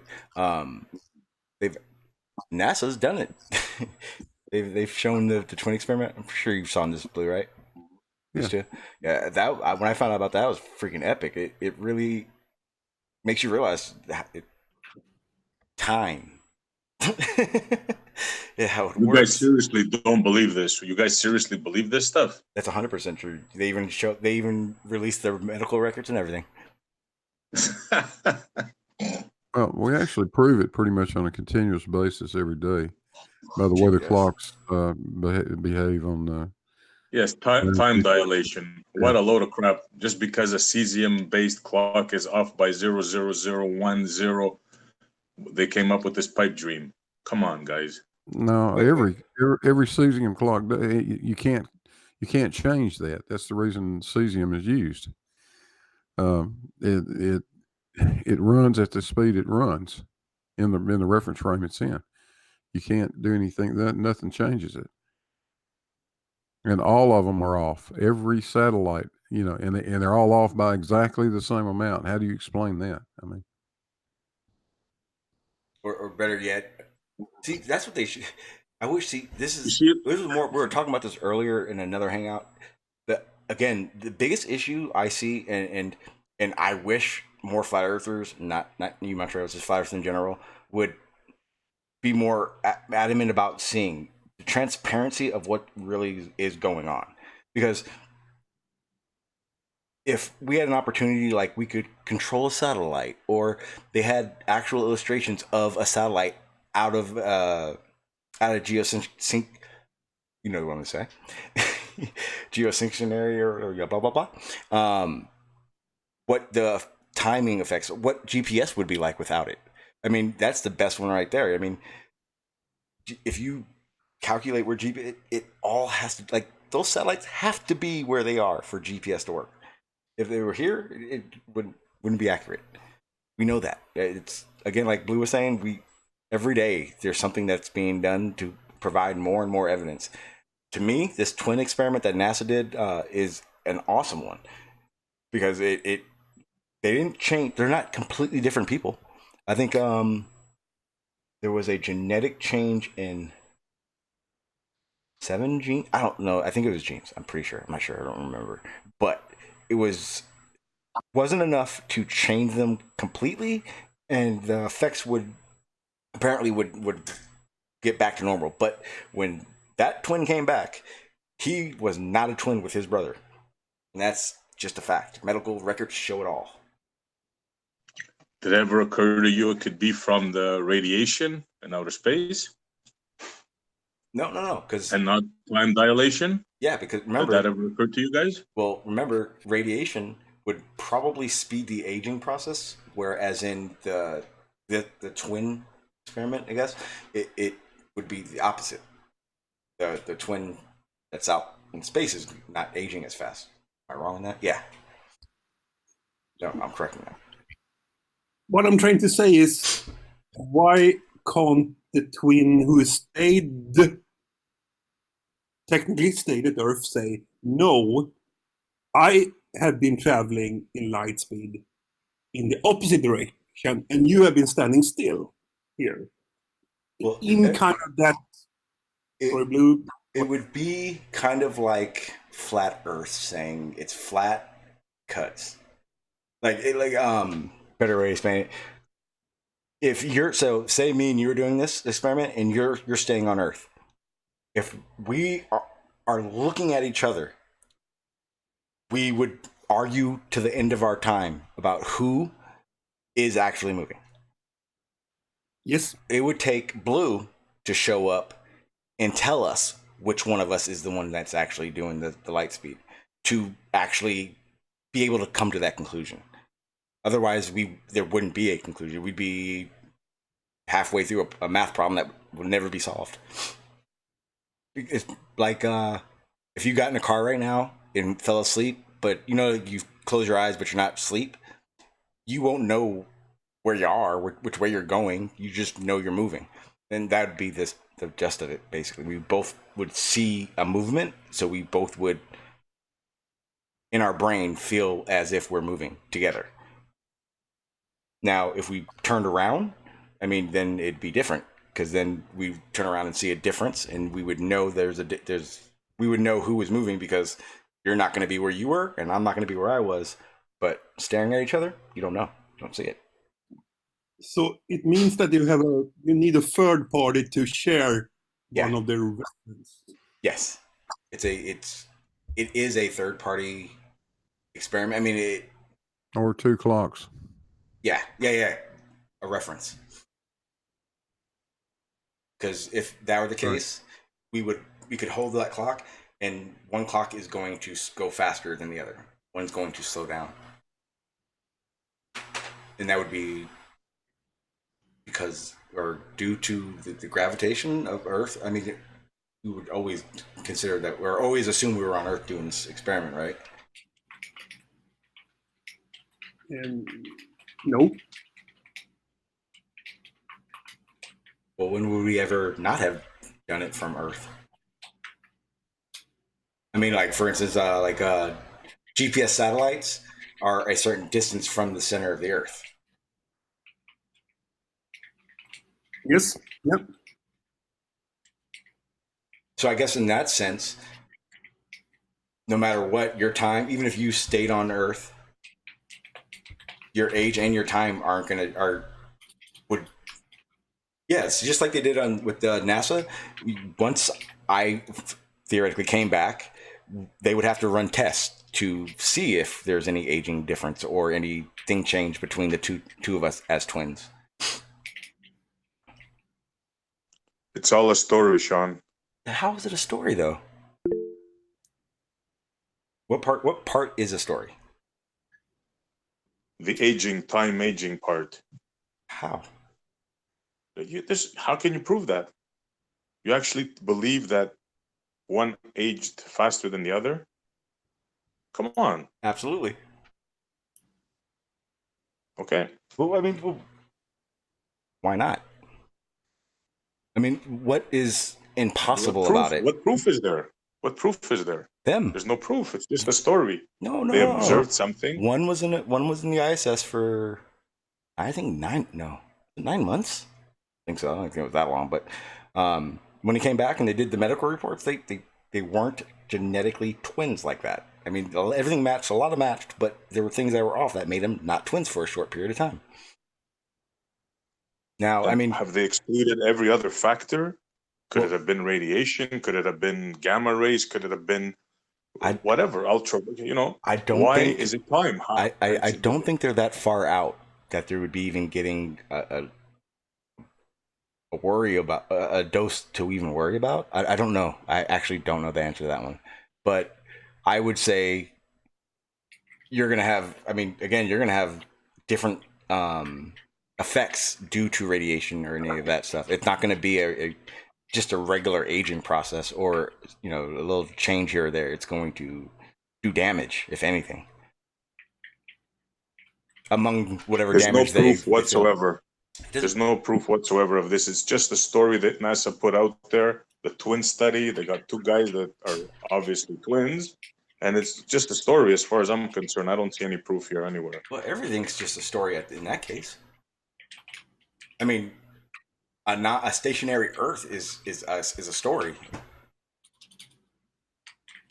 First of all, none of them were traveling at the speed of light, which is where this fantasy story, theoretical fantasy, usually takes place, right? So right there, we have a problem. In general relativity, it was at the speed of light, but for these guys, it didn't need to be. And again, the change was very small. It was enough to see in a medical report, and obviously, if you look at them, if you saw them before, but it's not the same change. It's not the same aging that is foreseen in the original experiment, I guess. It happens at any speed. Yeah, I'm kind of into that, but my question is about the reference point. Why can't the one who's been in ESS say, no, I wasn't in ESS, or I was standing still and you was moving? Okay, do this. Go in your a bathroom where a mirror is and get as close as you can to it, and then stare at yourself and back up. It will look like you both are moving, whereas you are moving, not the mirror. That makes sense. In my head, that made sense. So. No. Sorry, you guys Carl, hear me? I make mistakes. Hey, what's up, Charlie? Yeah, you've been here for a minute, Yeah, man. I was wondering what's up. I was just going to say I posted something in the chat that's a Scientific American article about the twin paradox. And it's largely, from my memory and from this article, it's largely a question of who's changing reference frames from one point to another. So the person that stays at home stays at the reference frame of the Earth, whereas the twin that moves is jumping on a reference frame that's accelerating away from the Earth and then is on another reference frame that's coming back to the Earth. And because of this change from one reference frame to another, they experience this kind of one-sided effect that I think Chris is concerned about. Okay, so it's and I understand it's certainly very confusing, and I would want to go look it up again. This business about simultaneity and what part of the universe whether time is the same everywhere or simultaneous events occur everywhere is one of the more confusing things that comes out of even special relativity. So it's worth, it takes a long time to kind of get your head around that. And I certainly have not. I'd have to get back into that part of physics and work it over again. But I would like to say, but the change is so small that it's not something that you're going to physically see changes between the astronaut and the one that stays at home for the ISS. That's much more probably environmental effects. For somebody that's been on the ISS for a year, it's probably like small fractions of a second. But it's definitely measurable. Yeah, they said and it's been measured many times by atomic clocks on just airplanes. Yeah, atomic clocks show that. Yeah. So to say it's a fantasy, you can say it's a fantasy, but it's a fantasy where it's a repeatable fantasy that you can cause to happen anytime you want and measure anytime you want. So I don't know how that's really a fantasy. No, it always behaves the same way. I mean, the time dilation occurs as a ratio of the speed of your velocity divided by the speed of light squared. Right. And it's predictable. Yeah. It follows the prediction exactly. So how that's a fantasy, as Montreal is saying, I don't really get, but it's one of the more predictable fantasies I've ever heard of. I'll explain to you how it's a fantasy. The same way that the fantasy of the force of Newtonian gravity is completely a fantasy as compared to Einsteinian gravity in that sense. Wait. You had to it's go all there. A joke. You went there on purpose too. Here's a wonderful thing though. We don't need to call it gravity, but the effects are the same regardless. There's no what I know is gravity. There is no. You can call it something else, but no matter what, we're explaining the same thing. You're just denying the name. Things fall. Can't say. Okay. No, I'm telling you. Okay. One magician is telling you that it's a force that attracts between two bodies, and the other magician is telling you that it's a space-time bending of space-time. Just saying it as a joke. So, which magician do you believe? Well, when they both get the same answer, why does it matter which one you want to believe? Because it's a complete difference. But Montreal, they both give you exactly the same answer. The only time it doesn't work right, is very, very close to the speed of light, and with massive bodies like a black hole. That's where the two things depart. But up to that point, you will get exactly the same result using Newtonian physics or Einstein's approach. And anyway, Newton was describing the effects of gravity, not a cause, whereas Einstein was trying to describe a cause of gravity. And the effects of gravity are largely that two objects would appear to be attracted to each other depending on their masses. I will say it until go ahead, Blue. I'm sorry. Newton specifically avoided trying to attribute the reason why for gravity to anything. It didn't make any sense to him either. He went out of his way to say, no, all I can do is I can explain how it behaves. I can't tell you what causes it. We only have a clue what causes it. Not even a bit. We theorize. It bothered him because there's nothing connecting two bodies. How does a force transmit across empty space? How does that happen? That was Newton's problem.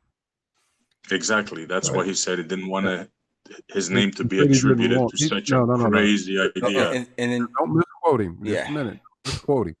What Newton said exactly was, I don't want to have innate gravity attributed to me. In other words, I don't want anybody to say that there is just something inherent about mass that's resulting in this force. That's what he said.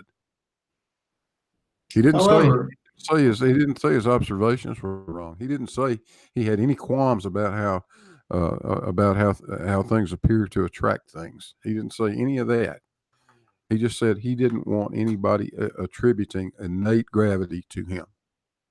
However, in our everyday life, there are many things that would appear to attract or repulse each other without any physical contact. Magnets certainly do this. Electrostatic forces do this. We experience these all the time. It's just that the forces involved are large enough that they're macro enough that we can actually feel it between those bodies. That's hard to do with two marbles. Not only that, we can reproduce them, but we cannot reproduce gravity either on But you're plutonium or completely Einsteinium. wrong about that. I have done the Cavendish experiment myself. and you do, and it's completely repeatable, as have thousands and thousands of physics students done this. It's a standard classroom experiment. I would that say many people do. Yeah, I would say in that situation, it would be more of a, you can't say it's not real. You would have to do it and show it's not feasible. And that's, I mean, that would be the only way to show the Cavendish doesn't work or it's a lie or anything. It would be to do it rather than to say it's not possible. Because, I mean, realistically, I know I don't. Unless you've done it or in the process of doing it, you probably don't understand how it, how hard it is to get the Cavendish experiment to do what it does, basically. Like, it's not just a rope, tie it here, and see what happens. It's the transparency of what it takes to get to the conclusions that science has gotten to, I think, is the issue. I think that's Right. I think that's bigger of an issue than the understanding part. I used to think it was more understanding what was going on, but I really think it's the gaps in understanding what everything we have today in science took.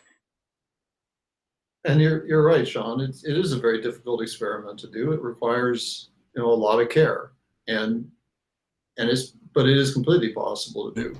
However, Newton and others, I mean, Kepler noticed that planets circle each other in these ellipses. He had a mechanism. He said, look, things move this way. That I don't know why, but they move this way. And we can use these ellipses to predict exactly where everything is. Newton said, with this simple relationship of, the two masses times each other divided by their distance squared, this explains how things move in the sky. It explains the motions of all the planets. It explains the motions of the moon. It explains all of that. So people were very comfortable with the idea that there's an attraction between masses because it explained the motions that we see in the sky even before the Cavendish experiment was done. It's called pseudoscience. It is not. Observe and declare. No. Observe and declare. No, I don't think so, Okay. because I'm sorry, Sean. Go ahead. If that is the case, Montreal, stationary and or flat Earth encompasses pseudo. Let's look at a different sort of pseudoscience. Let's look at the pseudoscience, if you want to call it that Ptolemy and others thought the planets moved on, which is that they were all moving on these epicycles, which are many intersecting crystal spheres, where all the planets moved in these perfect circles, one circle geared to another, geared to another, geared to another, on these spheres that were somehow moving in the heavens to produce the sort of motions that we saw of the planets, the retrograde motions, the fact that they got brighter and dimmer depending on the time of year and our relationship to them. That's a strictly mechanistic way of trying to describe the motions of the planets under the philosophy that everything had to be perfect spheres and perfect circles. And this was the big change that Kepler made, was his ability to say, no, it's not on a perfect circle, it's on ellipses. But that was a pseudoscience based on a philosophical decision about the motion of the stars and the planets. What people walked away from that to something that actually described reality in a way that depicted reality based on a single very simple formula, which is that there's attractions between the planets and the sun. There was one simple thing that did away with this very complex mechanism in the heavens of all these stars and of all these gears and epicycles working together. So a simple thing that ended up to being able to be tested with things like Cavendish replaced this thing that was just imaginary based on a philosophical decision of circles and perfect spheres.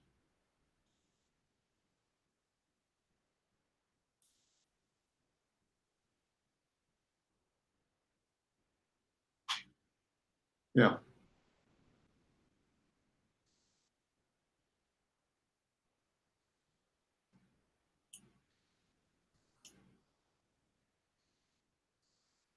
Okay, as I understand it, with the twin experiment, the difference between the twins is one have 2 frames of reference, and the first twin has just 1 frame of reference.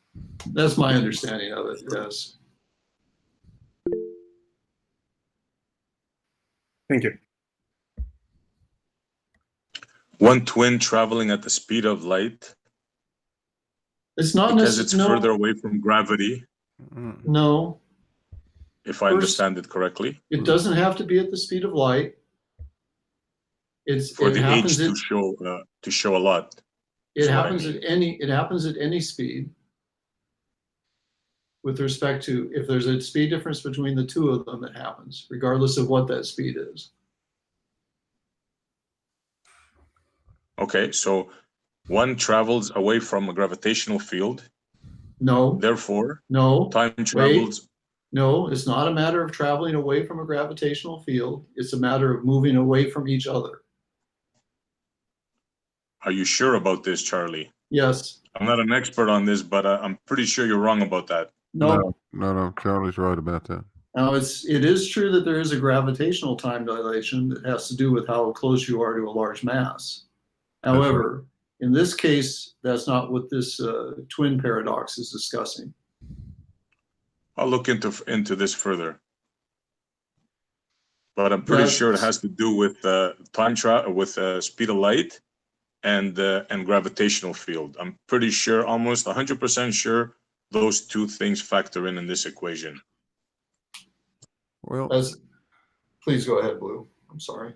yeah, I was just gonna. Yeah, it does have to do with the speed of light, but there's an equation that gives it to you. It tells you precisely how time changes, and that change at delta t is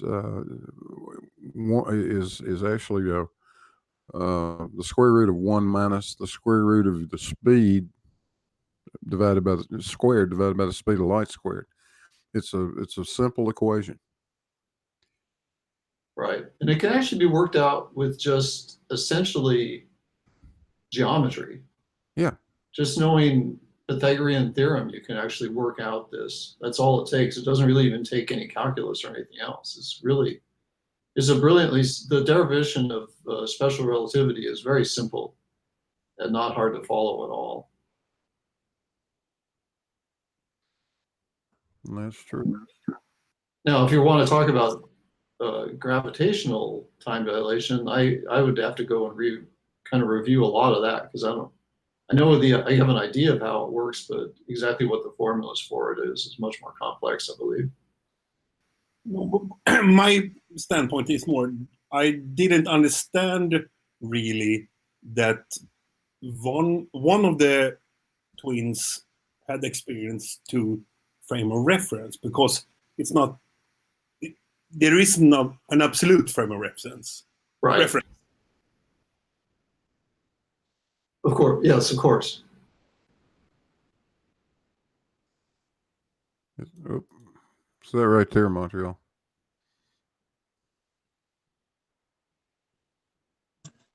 Yeah, you're right, Blue. It looks simple enough to me.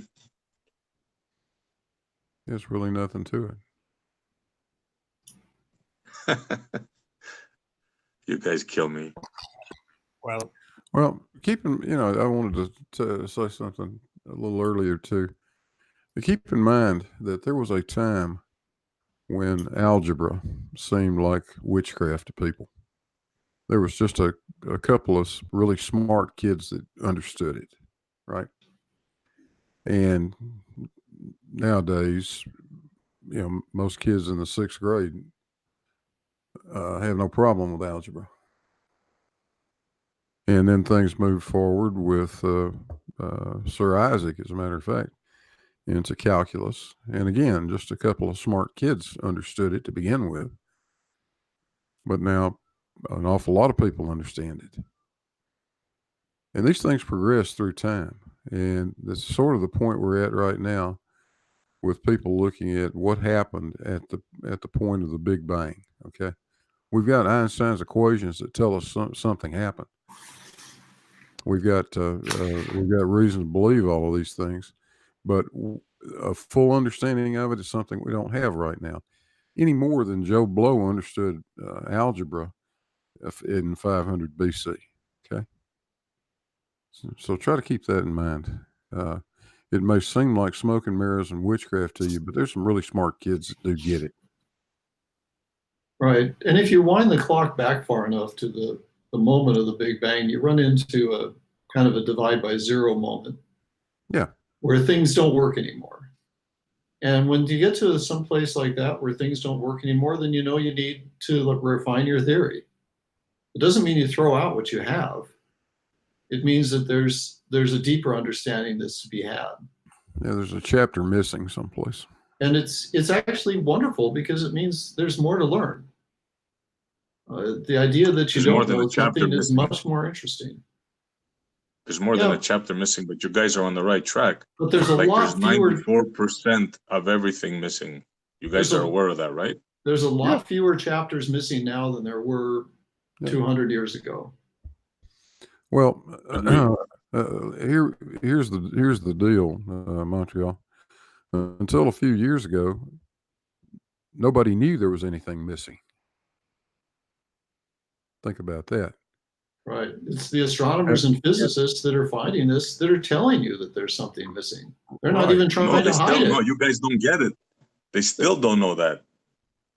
They know that something's missing. No, they don't. We don't even know that. And I'll tell you why. The reason why they're telling you 94% of the stuff is missing is because their calculations due on the gravity that they think exists shows that the galaxies are moving in ways that show that something's wrong here. So this is the whole point here. I guess I don't understand your point. So they've made observations that say that something's missing, and they're admitting that. So why are they? They made observations according to what they believe should be out there based on gravity, how gravity should work. And instead of ditching gravity, they came up with a brilliant idea. 94% of stuff isn't missing. No, I don't believe that. It's not gravity that's missing, it's mass that's missing. I mean, you could say that they should ditch gravity. Yes, mass. Sorry. You could say that they should ditch gravity, but the reality is that gravity works. You know, the current ideas of gravity, be it Newton or Einstein, both work. So you can't just throw that out. You can't throw something out until you have something to replace it with. And anything that replaces it will, in the limits of what we deal with on our day-to-day basis, will reduce to the current ideas, just like Einstein reduces to Newton. Well, we can't. Yeah, but what you're saying doesn't make sense. Like if I'm working something on my garage and I get it wrong, I don't say my garage doesn't exist. I say, oh, wait a minute, let me rethink this now. Did I go wrong here? This is what you guys are saying. No. Not at all. Think about it. No, not at all. What we're saying, what the people, well, here they had a real choice, you know. If they would have kept their mouth shut, you wouldn't even be asking this question. They're the ones that said, hey, there is a mass out there that we can't see anymore. For some reason, we can't see it. It's not allowing us to look at it directly. But nonetheless, whatever it is, it behaves like a mass because that's what has to happen to get the galaxies to do what they're doing. Now, what's wrong with that? Nothing. We just don't know what. You have your opinion. I have mine. I mean, I respect your opinion. Me, I just find it funny. That's all. Yeah. Okay. My opinion means nothing. It's just an opinion. Well, I do work with astronomers, and you know I see this stuff every day, and it's a big topic of conversation because this is very interesting. It represents something that people will open up. It's, you know, whenever you run into problems like this, it represents an opportunity to learn something new. So this is good. I mean, we're kind of at the point that people were in the 1900s when they were trying to figure out what was going on with ether. No one understood. And so there was a lot of fumbling around, a lot of walking around in the darks trying to understand this. And, eventually an understanding came along that explained how light travels and a few other things. But there's a lot of fumbling in the dark until you get that understanding. And that doesn't mean that, the things you've done in the past are wrong. It just means that there's some new, deeper understanding that's to be had. You don't just throw out what you have, because what you have still works, but you have an opportunity to get something better. Now, that better thing is probably going to be more complicated. That's why you don't use Einstein to calculate how fast a rock's going to fall on the Earth, because it's just not necessary. You can just use the Newtonian calculations, which are vastly simpler.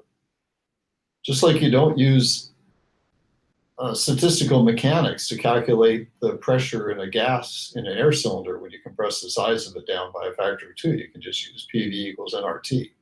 But you could go through the full statistical mechanical calculations if you wanted to. Sure. And you get the same result. Here. My point is this: like, science is science, and pseudoscience is pseudoscience. This is what I don't want you guys to think that I don't believe in science. It's the pseudoscience part that. Well, I guess the thing we find maybe a little offensive is the thought or the accusation of pseudoscience, because that is anything but what you see. Yeah, certainly Newton is not pseudoscience, neither is Einstein.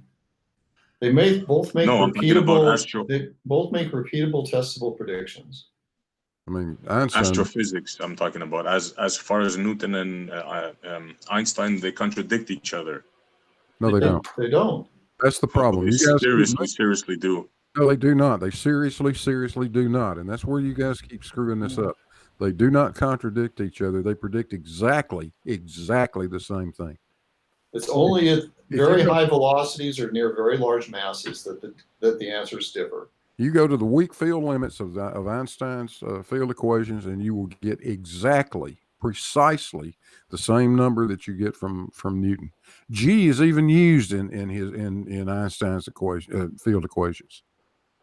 The gravitational constant is used in Einstein's field equations. Yeah, and Carl Schwarzschild used it extensively through his work. So honestly, Montreal, that's just a lot of bullshit. It's stuff you've been hearing from you guys on your side of the fence, but it is flat out bullshit. Listen, it's a free world. You can believe what you want. I'll believe in what I want. How's that? It's people who do not have a fucking clue what they're talking about telling you things. If that's who you want to believe, go ahead. Yeah, you are, of course, welcome to believe it. But the thing is that what I work with has been demonstrated, it's repeatable, is used every day by people in the sciences and engineering to build the world that you use. Whereas the people on the flat earth side, or the people that you're listening to, can't say that. What makes you think I don't use my own head? What makes you think I'm listening to other people?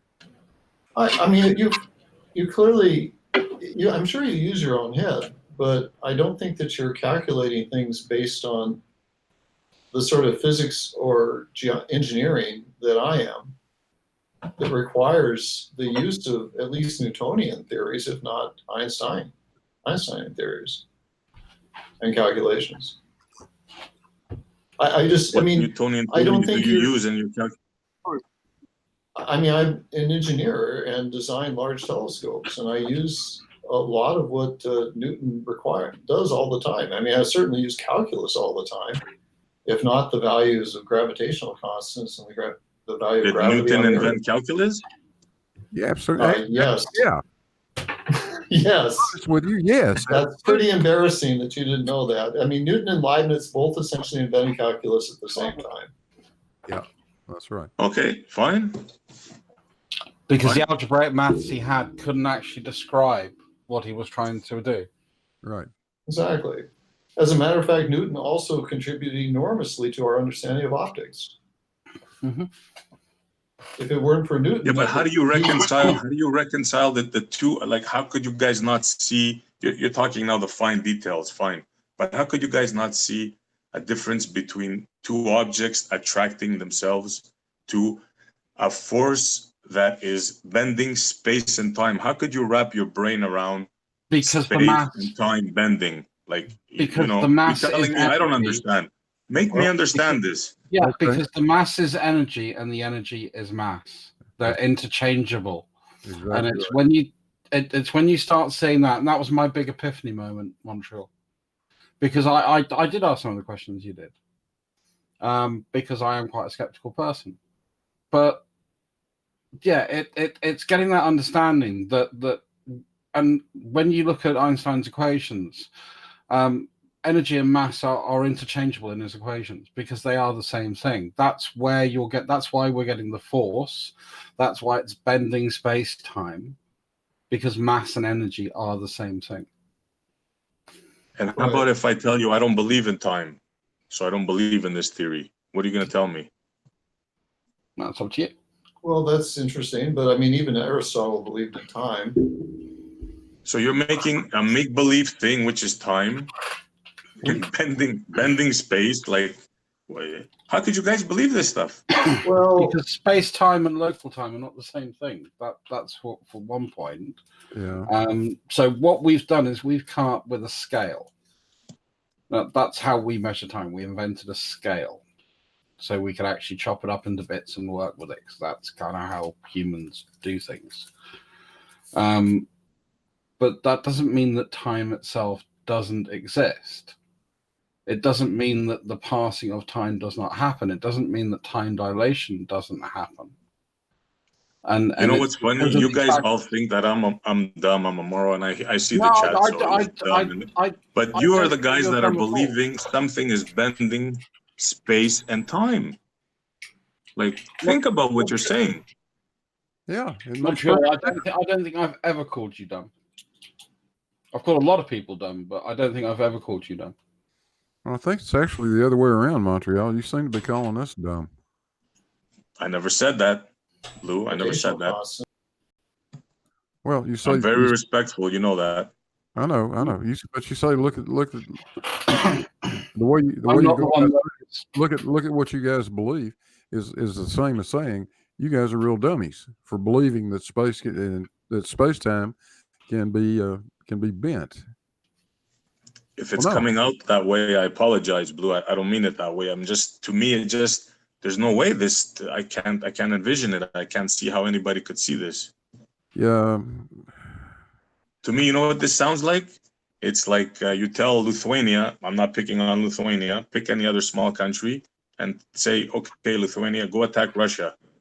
This is what it sounds like to me. I don't really understand that. But anyway, I mean, one of the classic quotes about time is that time is what keeps everything from all happening at once. If there was no time, then everything would happen all at one time. So the fact that there are events that are separated, that when you drop a ball, it doesn't hit the ground at the same time as you let go of it, indicates that there's a separation in something between the letting go and the hitting of the ground, between those two events. And that's what time is. The time is the separation between events. No, but doesn't the magician Einstein say that time is the direction in which gravity is pulling? Doesn't your magician say that? See, again, when you say things like magician Montreal, that you tend to spite people, just FYI. Because to me, he's a magician. These are magic things. These are not reality. This is not reality. The problem in physics is that time is actually, essentially every equation is invariant to the direction of time. The only thing that isn't is things that are like entropy related. I have a question. Montreal, what is reality then?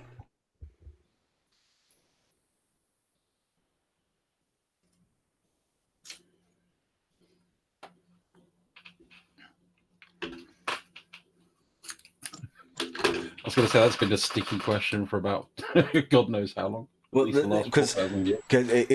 I kind of just got and sat back and listened. I think first, I think Montreal's the way he talks about it, it could rub people the wrong way, but I can tell he's not personally jabbing. So I just want to kind of say that. But at the same time, you're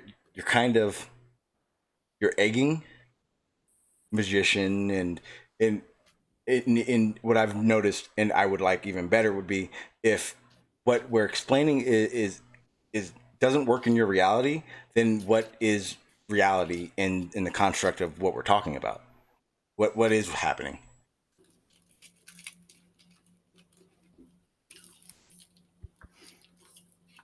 Take your time. I heard part of what you said. Well, basically, I was just saying what. Sean, I'm sorry, you're breaking. Either it's my side or. No. Okay. I think it's your side, Montreal, because it's pretty clear my side. Yeah. I'll try one more time. If what we're explaining to you seems magic and not part of a reality, then in the topic that we're talking about, can you describe what reality is in your opinion?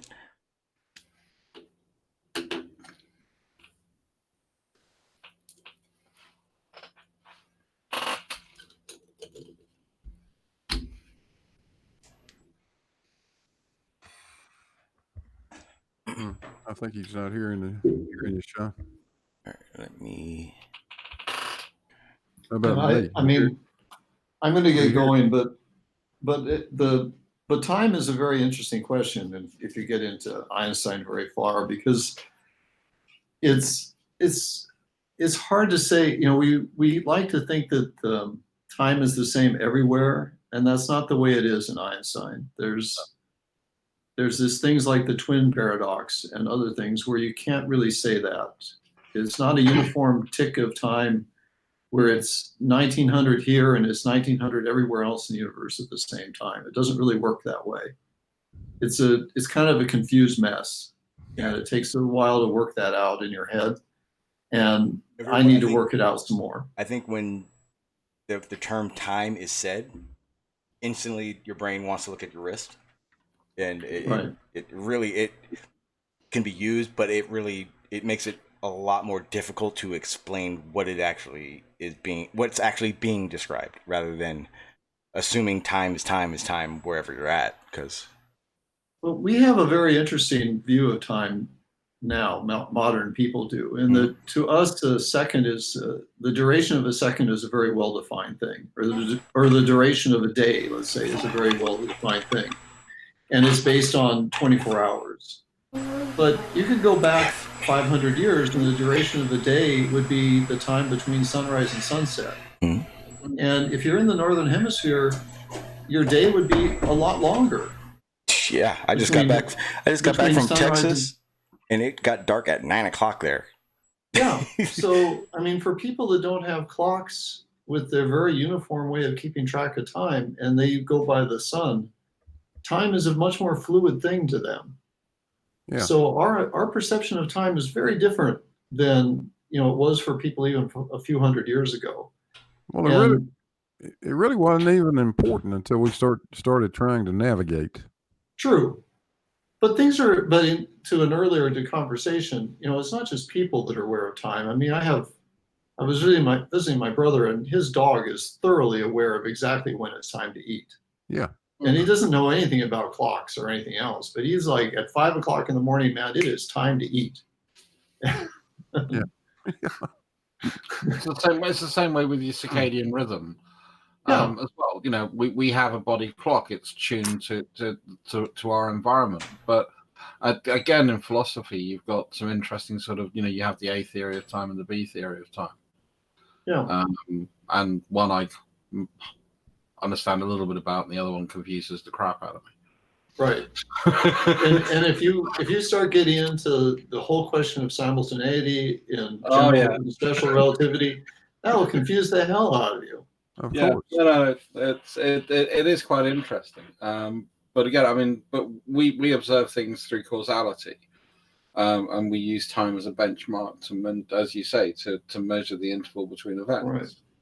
I mean, you go back and far enough, and you can listen to Galileo trying to time events that are happening, and he's using his pulse because that was the best clock he had at the time.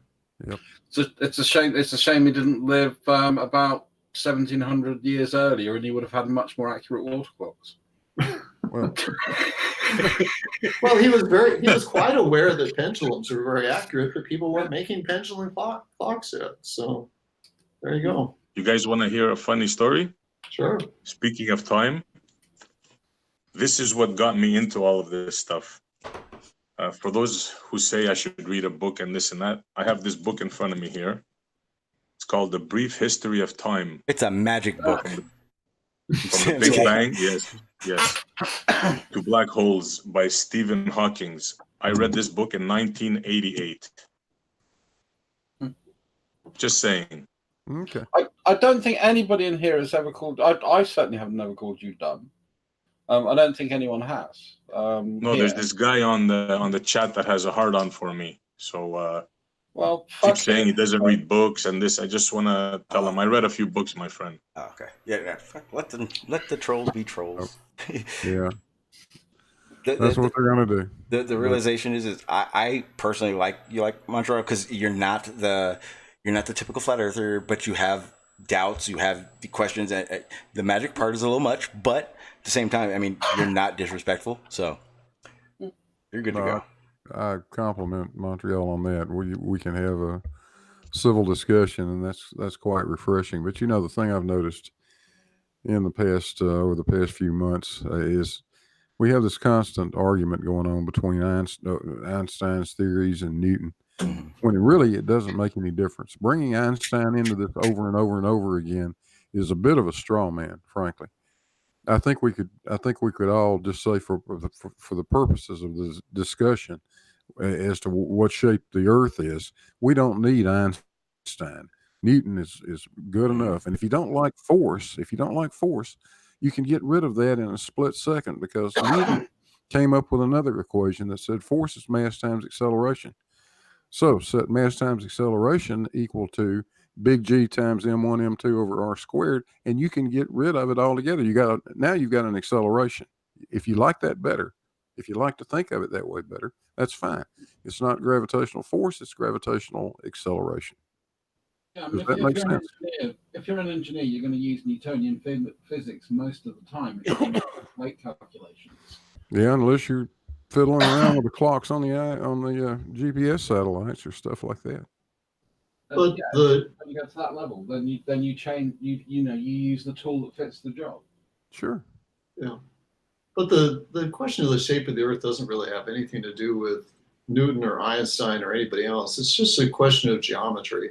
That's right. It's a question of like measuring the shape of something. If you have a basketball and you ask yourself what shape it is, you just measure the basketball.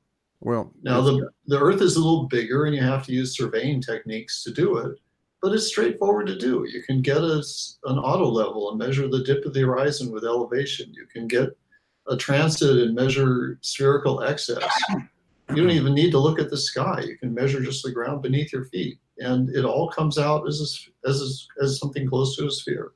That's true, Charlie. But where the gravity thing comes in, and it's this, and it's critical. It's absolutely critical to the flat Earth people to somehow or the other disavow gravity, because if gravity actually exists, then there's an explanation for why we have an atmosphere. There's an explanation for why we have a pressure gradient. There's an explanation for how our atmosphere eventually turns into that void of space, and a lot of their theory goes straight out the window.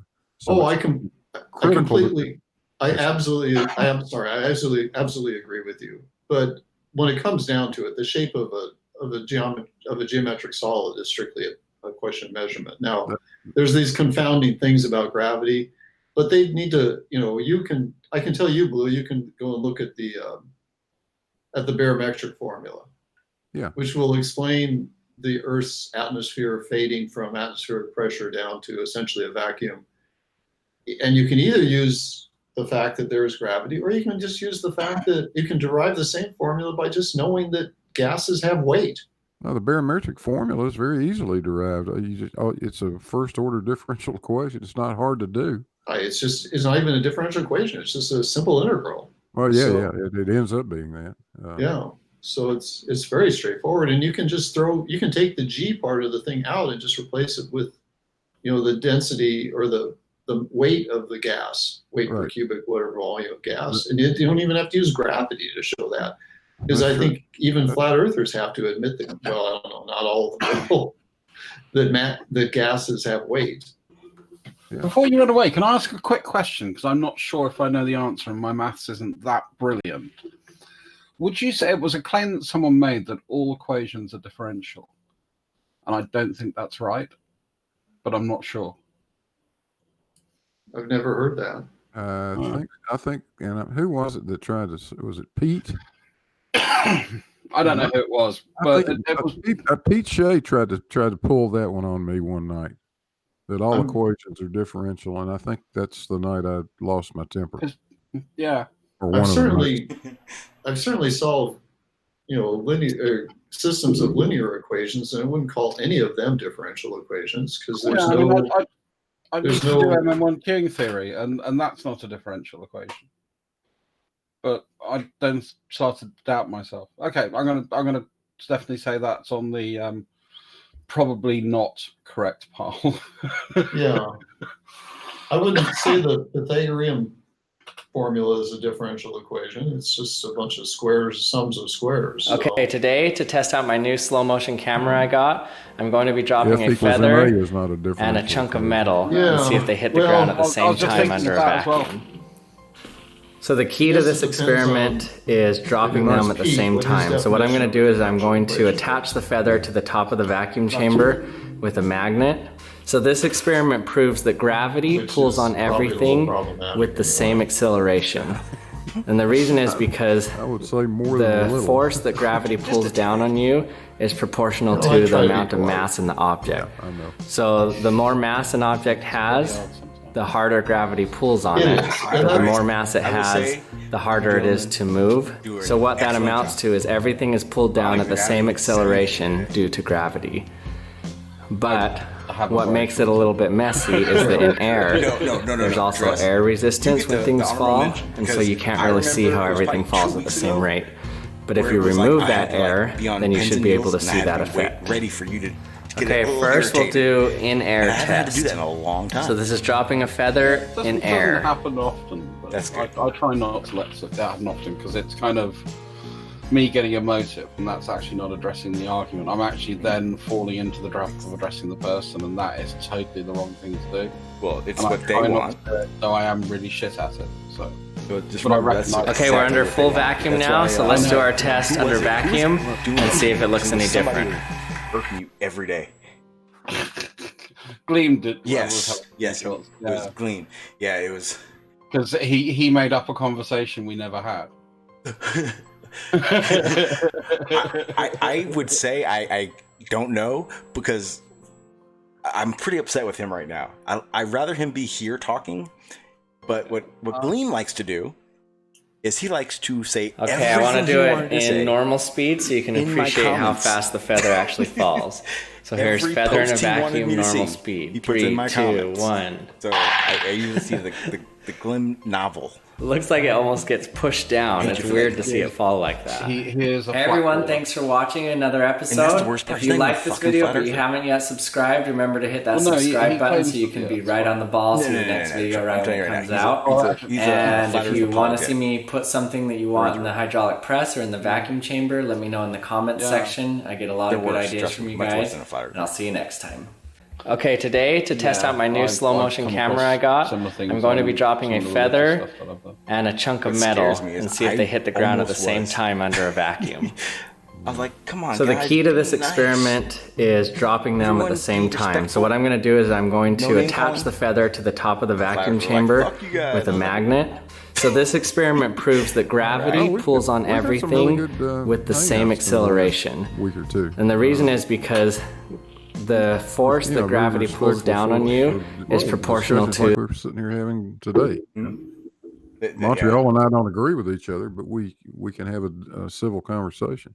yeah, that's why I like him being on because it is that other side that you want to be able to have a conversation with without Sure. the I couldn't imagine him coming out of nowhere and being like, "Fuck you, Blue." I just don't see that happening. All it takes is Pete Shea or Allie B to show up, and the thing is going to go in the toilet in 10 seconds. Well, that's the difference between where Montreal has his doubts, and Ali and Pete are there to break up a conversation, literally. Yep. I mean, that's Ali B. That's his goal. Period. I don't get like Pete.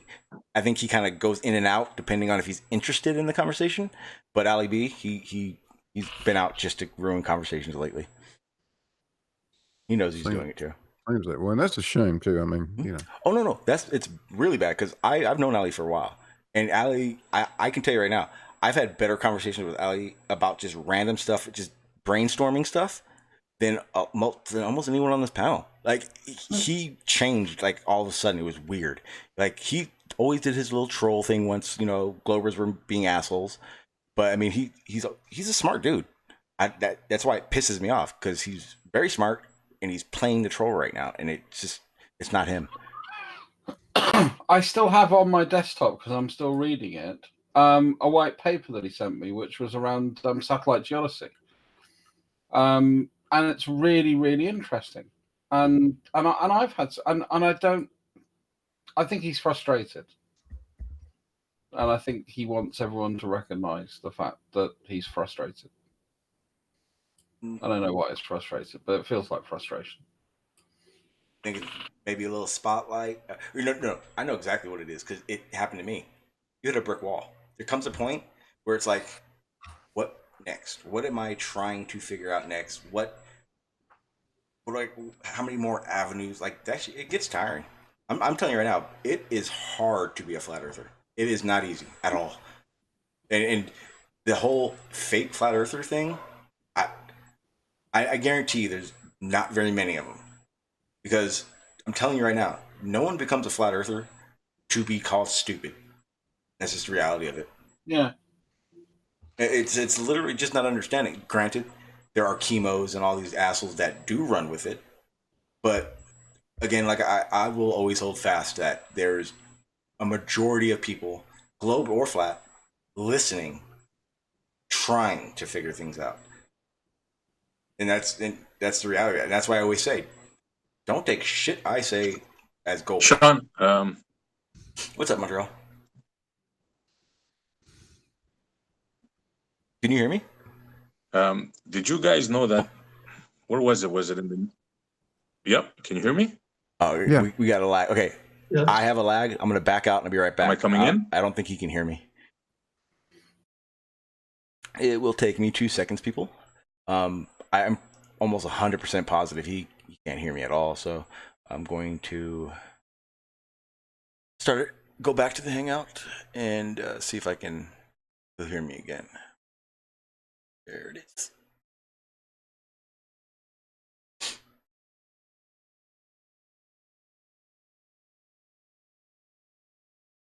The hell? It's not the meetup.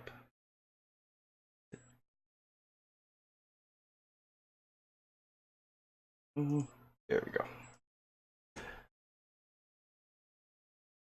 Was 18. Do not believe that the Earth is round. Montreal, you hear me? Yep. Okay, perfect. Okay, go ahead. My bad. We had a super lag.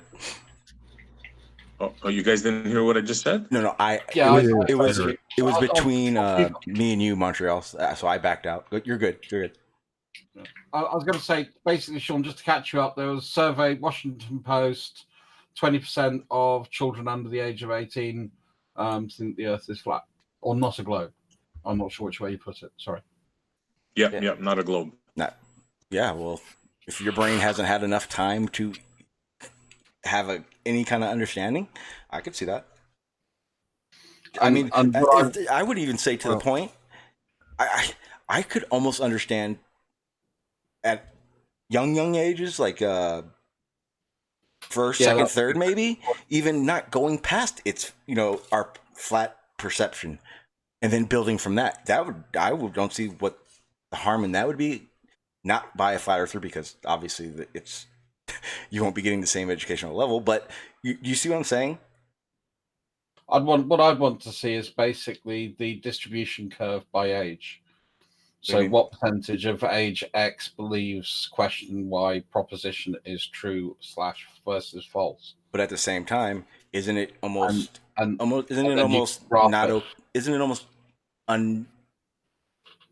unethical to survey a minor for that, in the sense of their brain isn't developed. They don't have anything in there yet. You know what I mean? Well, no, I mean it's not like you're identifying, child A in survey X. Okay, I see what you're saying. So that there's no connection. So it's just a statistical analysis. Okay. Which is why when you said that, what I'd want to know is, what was the age range sample group, how many people were sampled, and what was the distribution of belief of that proposition by age, and I'd want to see that on graph. So I just put a link to results that show just exactly what you're talking about in the chat. I like my statistics. No, I do too. It makes me feel warm inside. And if anyone sees any problem in my methodology ever, please tell me, because I always seek to refine it. No, my computer's freaking out. Can't get the window to stay. Fuck.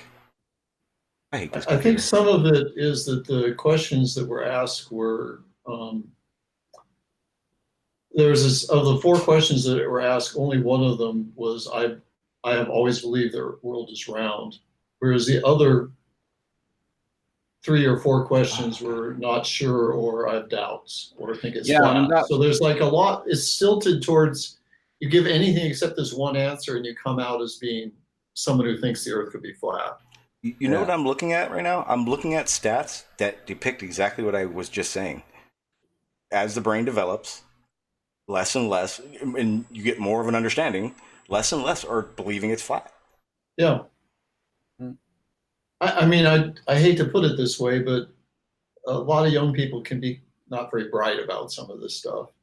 Their thinking hasn't gelled. Their thinking and the thought processes have not gelled particularly well yet. Yeah, they can get to A. They formulate a conclusion A to B very quick, when realistically they don't realize there's a C, D, E, and so everything is very spontaneous assumptions, basically. Oh, we've all made a lot of bad decisions in our youth, I'm sure. Oh yeah. Don't you remember the point where you realize that, that propositions are not necessarily just A and B? Right. I know a really stupid thing to say, but it's when you actually really start to understand that, and you then recognize that in communication. It's kind of like having a pickup truck and helping one friend move and learning your lesson. That's when you've grown up. I've helped an awful lot of people move, moving their pianos. So there you go. You have a car now, don't you? No, I still have a pickup truck, but fortunately, I'm old enough that most of my friends are also old enough that they have movers take care of it for them. Yeah, that's I was my favorite part. I spent most of my 20s and 30s helping any friend anywhere, anytime they wanted to move. Yeah. Because the only vehicle I own is a motorcycle. Mm.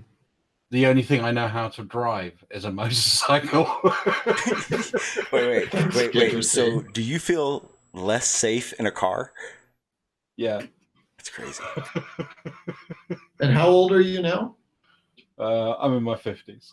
Oh, well, that you maintain the motorcycle operation for that long. That's really impressive. I'm still alive. Well, that's a way to look at it. It's like, I'll be right back and going to the store. That's some riders can't say that. So, well, that's great. That's why I don't have a bike. Every friend has a story. Oh, I've come off.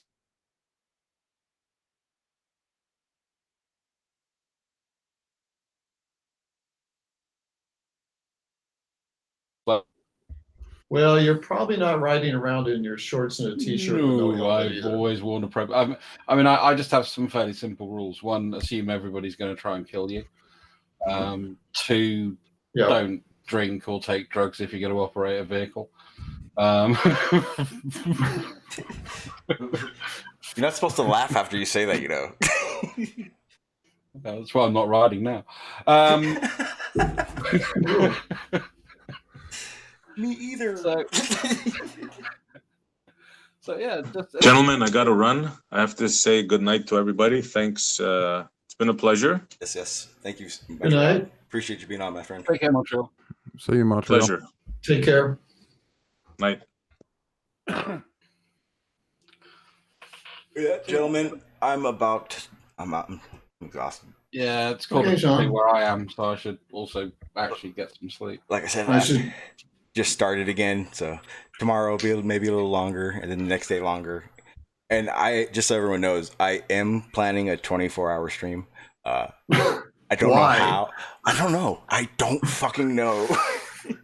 Because it's there. Yeah, just because. I don't want to. Trust me, I really don't. I just feel like I've never done it, so I want to. Before you go, you remember what you were talking about right at the beginning of the show? He said, just bringing things back into a full circle, about the way that people were sort of firing off questions and always keeping someone on the defensive. Yeah, it's a void of it. That's something they've kind of, I think, adopted from priests, because there's a lot of very religious-y people in the flat Earth community, and some of them do presuppositional apologetics. Yes. And they are very much, let's go down the Socratic route. And the Socratic route is, I'm going to take you down a logic trail where you have to kind of try and agree with me or be an idiot. But part of that is that rapid firing of questions, so you're always on the back foot. Yeah, and I know it because I did it. When I was trying to figure out gravity, to me, the closest I was able to do was atmospheric pressure. It does work 1 or 2 steps. Doesn't get you very far, obviously. But what would happen is I know the gravity argument. So if I'm talking to you, I know that I can say it's atmospheric pressure possibly, and I can probably do 15-20 minutes and keep it at that. Talking Mount Everest, I mean, just different aspects of things. But at the same time, I was always ready with the galaxy issue. I knew with the 9 times out of 10, they know what matter. Yeah, they're trying to get exactly, and they're trying to get the conversation to somewhere, regardless. And most of them don't even do it on purpose. It's you see it, you're around it, you do it. Because my argument was never malicious or trying to play games, but because that's what I became a flat earther, and the stuff I was getting in was these little globe phenomenons, but I didn't realize it. So I was always trying to get to those points. And the other thing as well that I think is also falling into that similar trap is the reductio ad absurdum. How do you know that? How do you know that? How do you know that? Taking you down, basically trying to take you down an infinite justification loop. And that's one of the things they try and do when you talk about the physics or the maths. Or if you want to talk about observations that have been made, they want to, well, how did that work? Well, and Spurs is a very good example of someone that does that. He'll say, well, how do you know? Well, remember that argument is exactly why I started saying, my favorite quote: "There are no flat earthers, only globe deniers," and every bit of flat Earth evidence is a globe phenomenon explained by science or openly not understood by science. It doesn't make it a flat Earth proof. The clear sign of that is flat Earth can't explain why things work or how they work. They can tell you how it works. That makes sense. For gravity, density. Density. I was carrying a dense object and it fell. So why can't it be density? You know what I mean? And then you get to density. Now you got buoyancy. You got all these other things that I can just jump to really quick if you wanted to attack me for one little subject. That's the other thing. No flat Earth conversation stays on topic ever. It won't. It can't. No. It's impossible. But things like density and buoyancy, the people that resort to that will never be able to write down the path of a baseball. Yeah, or design a dirigible or a blimp or a balloon so that it. Well, see, the thing is properly. So they can say all these words, but they have no actual ability to apply anything. Trying to use. Whereas people that work with the in my scheme, our scheme, can do things. So and that's the other thing. It's like I was saying with like atmospheric pressure and gravity. Like I said, I can, as far as I'm concerned, I can use atmospheric pressure on the top of Mount Everest, and it'll work as gravity. You know, in the argument wise, I mean, my weight's going to be less on the top of Antarctica. Well, guess what? The PSI is too. That's a correlation. Those match. Doesn't mean it's gravity, but I can take it to a certain point. I can then go backwards if I wanted to on that argument. The only thing that was great for me is that I gave a fuck, and my goal was not to prove it was atmospheric pressure. I was trying to see what it could be. But doing that is what made me realize you can take anything to a certain point, but you hit a wall, and that's why I don't have very many flat earthers on my panel. That's why me and Seek and Find aren't cool anymore, because I realized no matter what, I don't care how old you are, I don't care what you believe. If you're told something a certain amount of times, you're having the same conversation, you then should not have to ask that question. You should understand our side. And the fact that justifying that is out of the question to them shows me whether or not they're here for good reasons or not. Seek and Find, he doesn't know what the fuck he's doing here. He doesn't know what shape it is. I don't even think he cares what shape it is. I think he likes the group thing. I think he doesn't understand the globe, and he's a troll. And that's just the realization that Mind of God's the same way. I honestly don't think Mind of God is even as fucking religious as he says he is. I think he's enjoying the game. I'm sorry. Mind of God is a fucking... He's a financial accountant. He's not stupid. Yet he talks like flying a drone is impossible. That's a game to him. And they may think that shit's funny, but it's a waste of my time. That in realization, that's what it is. So. Okay, guys. Mine's got around for ages.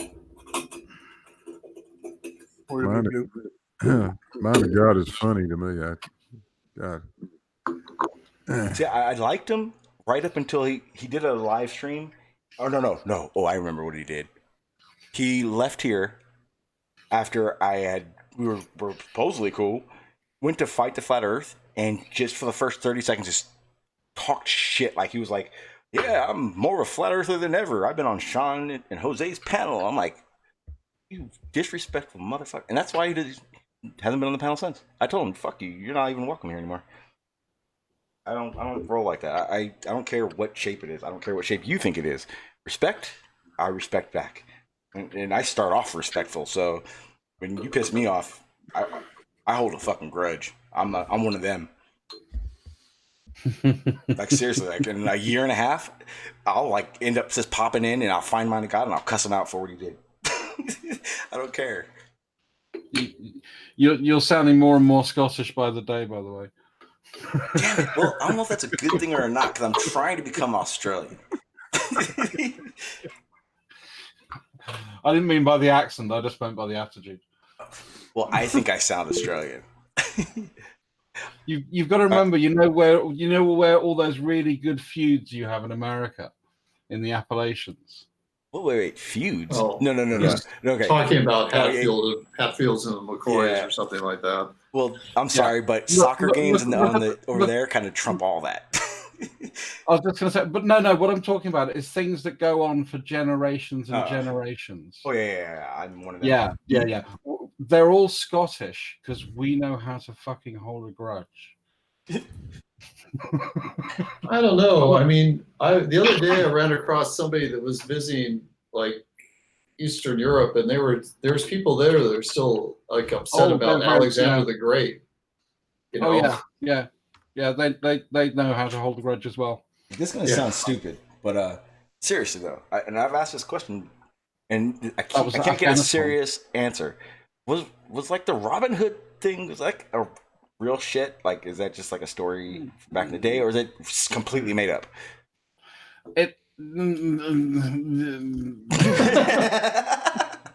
That's sort of what we thought. Yeah, that's what we thought. Yeah, it's so that there are.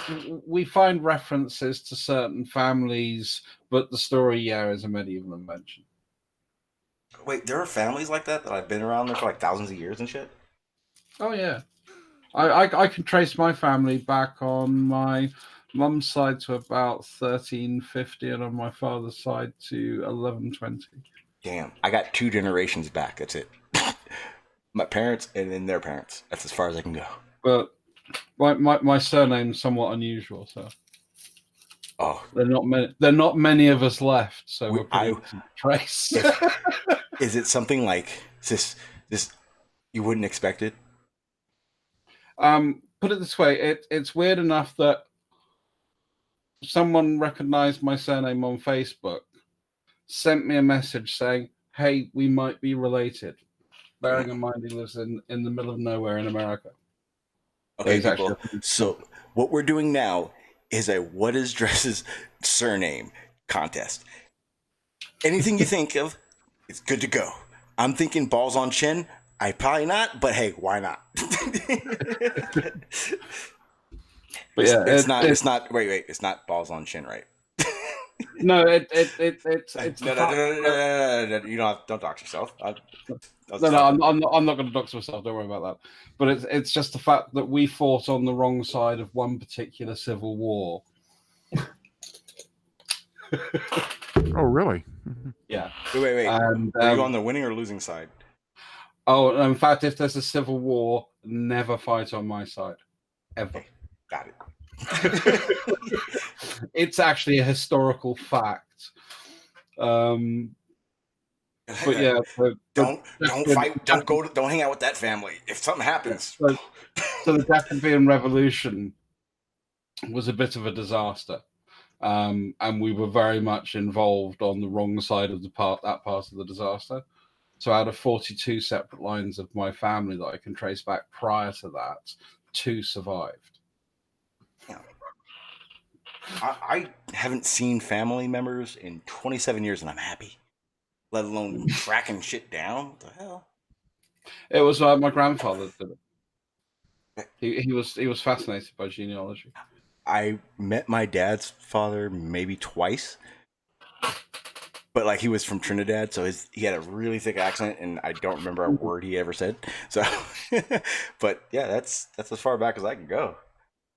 And then plus I'm an insane mutt, so yeah, it'd be. Hey, there are a lot of McLeods on Tobago. Oh no, you can't be a McLeod. We have a McLeod, and he's a druggy asshole retard, dumbass. I could probably name him about other things.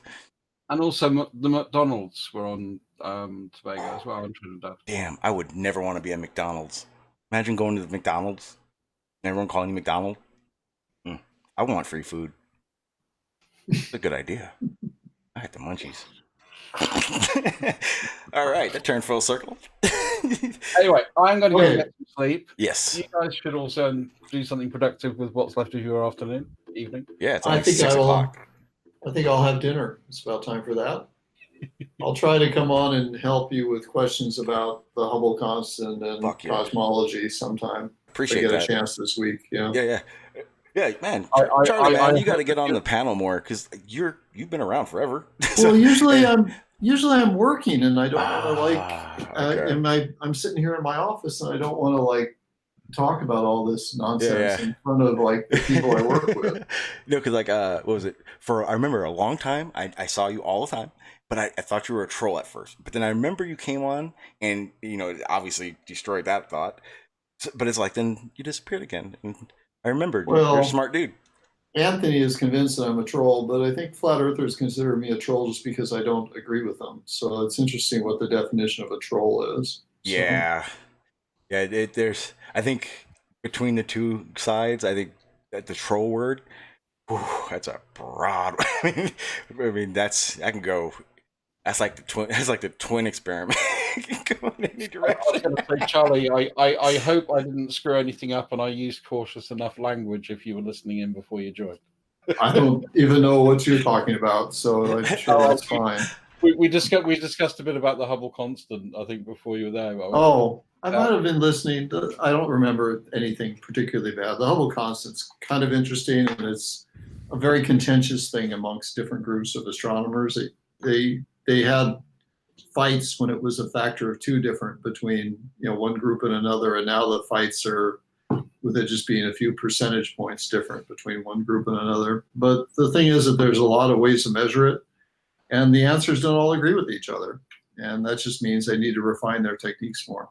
They're working on it. It's potentially a tolerance issue then. It could easily be tolerance issues, but some of the answers are outside of don't agree. They have error bars on them, and some of the answers don't agree, are outside of the error bar limits. So it's not really clear what's going on yet. Yeah. But then again, 100 years ago, that wasn't even a thought in anybody's mind to figure out. So it's the learning process. Again, just the realization that science. I mean, again, we may know a fraction of everything there is, but that's exactly how it works. We build up to knowledge, the knowledge that we have. It's not we just have, or it's not just how it is. You have to remember that 100 years ago, we didn't realize that there were any other galaxies in the universe. That's right. The only galaxy in the universe was the one that we're in, and all those other things were just fuzzy things that we didn't know what they were. Yeah, and again, I truly believe that flat earthers, globe deniers, in general, don't know the details of these things. What it takes, like I said, or saying about NASA, what it takes to observe these things, to understand what we do understand. It wasn't just some guy sitting on the couch going, "Fuck it, it's a globe now. I hope everyone believes me." It started way back when, and if it wasn't for those guys, we wouldn't be where we are today. Wasn't it some guy named Hubble that changed that, Charlie? Yeah. Yeah, he worked on the telescopes right up here in Mount Wilson, right above Pasadena. Yeah. Okay. But the amount of information that's required to try to understand things at this level is astounding. I mean, not too far away from me is a plate vault filled with, I don't know, several 100,000 photographs of the stars and spectra that represent the work of hundreds of people for like 50 to 100 years. And all of that so that you can figure things out like the Hubble constant, or that we don't live that our galaxy isn't the only galaxy. It takes a huge amount of effort to try to understand the world we live in, and to think that you're going to overturn it because you think that you can see things that are too far away. Yeah, it's kind of sad, actually. It is, and it's not so much sad not having that knowledge, because not everyone is interested in learning. The issue is when you then make up a reality while denying what these giants did for us, basically. Right. But the information's there. You can go to any university and go into the astronomy department. There's a library. It's filled with thousands of journal articles, and you can start reading them. Well, there's plenty of people you can talk to, but they don't want to. They have an answer that they like. But Charlie, you were around when I was a flat earther still, weren't you? Probably, yeah. Yeah, it's weird. To me, I feel like there can be as many flat earthers as there is, but we should be seeing less and less as people gain understanding of what all this is being said. Because where I'm at in my quote unquote knowledge of what's going on, I'm still like I'm stupid still. But there's so many avenues of things that I now realize need to be understood before you can make an assumption, or even even try to explain something. You have to understand it. That was the main thing I learned. You can't tell me gravity is not real, because science doesn't know enough about gravity to then just all of a sudden overturn it and say it doesn't exist. They're taking too big steps. Slow down. figure things out. It's I mean, okay. every time I get on a scale, I know that gravity's real. Yeah, So, me too. and it's more real than I'd like it to be. I'm a motorcyclist. What's up, Blue? Well, you've heard me say it before, and I don't understand why these guys go there, but they want to represent this like you have to understand everything in order to understand anything. Yeah, and that idea just drives me berserk. I'm just about over even discussing Einstein with any of these guys. Right. I mean, there's no point in it. We don't need it. Yeah. It's like I said. It doesn't matter if you think it contradicts. Then fine, throw it out. Forget about it. Right. You don't need to understand how gravity works to realize that it's a thing. And I've used as my analogy to this over and over is that for thousands of years, people used fire and had no idea what was going on. Yeah. They just knew that if you heated up some wood, it would burn, and you could be burned by it. But the chemical processes that was causing oxygen and carbon to form carbon dioxide and burn and cause a piece of wood to burn, they had no idea about that. They didn't care, but they still used fire. That's right. That's exactly right. Well, they thought things like it was just a mixture of carbon gas and oxide. Yes. Well, wait a minute. That was Riley. I'm sorry. That was Riley, and that was my question. Or that was the answer that came from my question. That was very amusing. So thank you for publicizing that. I got a lot of entertainment out of that. That's just too good. Oh no, you can count on him to he's a perfect example of give a person enough rope, Yeah. But like I said, I'm probably going to show the conversations me and him are having right now. It's bad. Like the last message after I read, I ended up doing another message. I blatantly told him, I know you're playing a fucking game, but you're not doing any justice to yourself. And that's just the reality of it. I mean, at this point, for instance, Chemo, I could go forever without saying one word to him to entertain his BS. I mean, that's one person that everyone knows is just completely full of shit. And and it's just like a child. As long as you poke and prod and entertain him, he's gonna continue. I suggest everyone just, if he's there, just go silent. Just like you guys did at Nathan when he turned into an asshole and all the Globers were like, "Fuck you." That's how everyone needs to be with people like fucking Riley or fucking Chemo. Well, Chemo has actually done a little bit of a service as far as I'm concerned, because this whole no air pressure thing is actually, it's like he's trying to cut it. It's almost as if I were to try to come up with the most ridiculous argument possible and see how many people would jump on that bandwagon.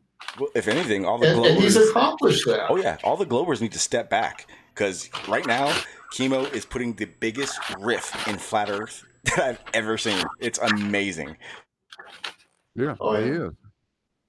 And I've watched this stuff before. I mean, there was the no trees, the giant tree thing for a while, and then there was the whole airplanes run on compressed air business. It's like it's this weird race to the bottom that they can't seem to they all want to participate in for some odd reason. And the weird part is to me, finding out conspiracies isn't wrong. To me, it's not. I'm a conspiracy theorist, but the realization is you don't have to guess and play imagination.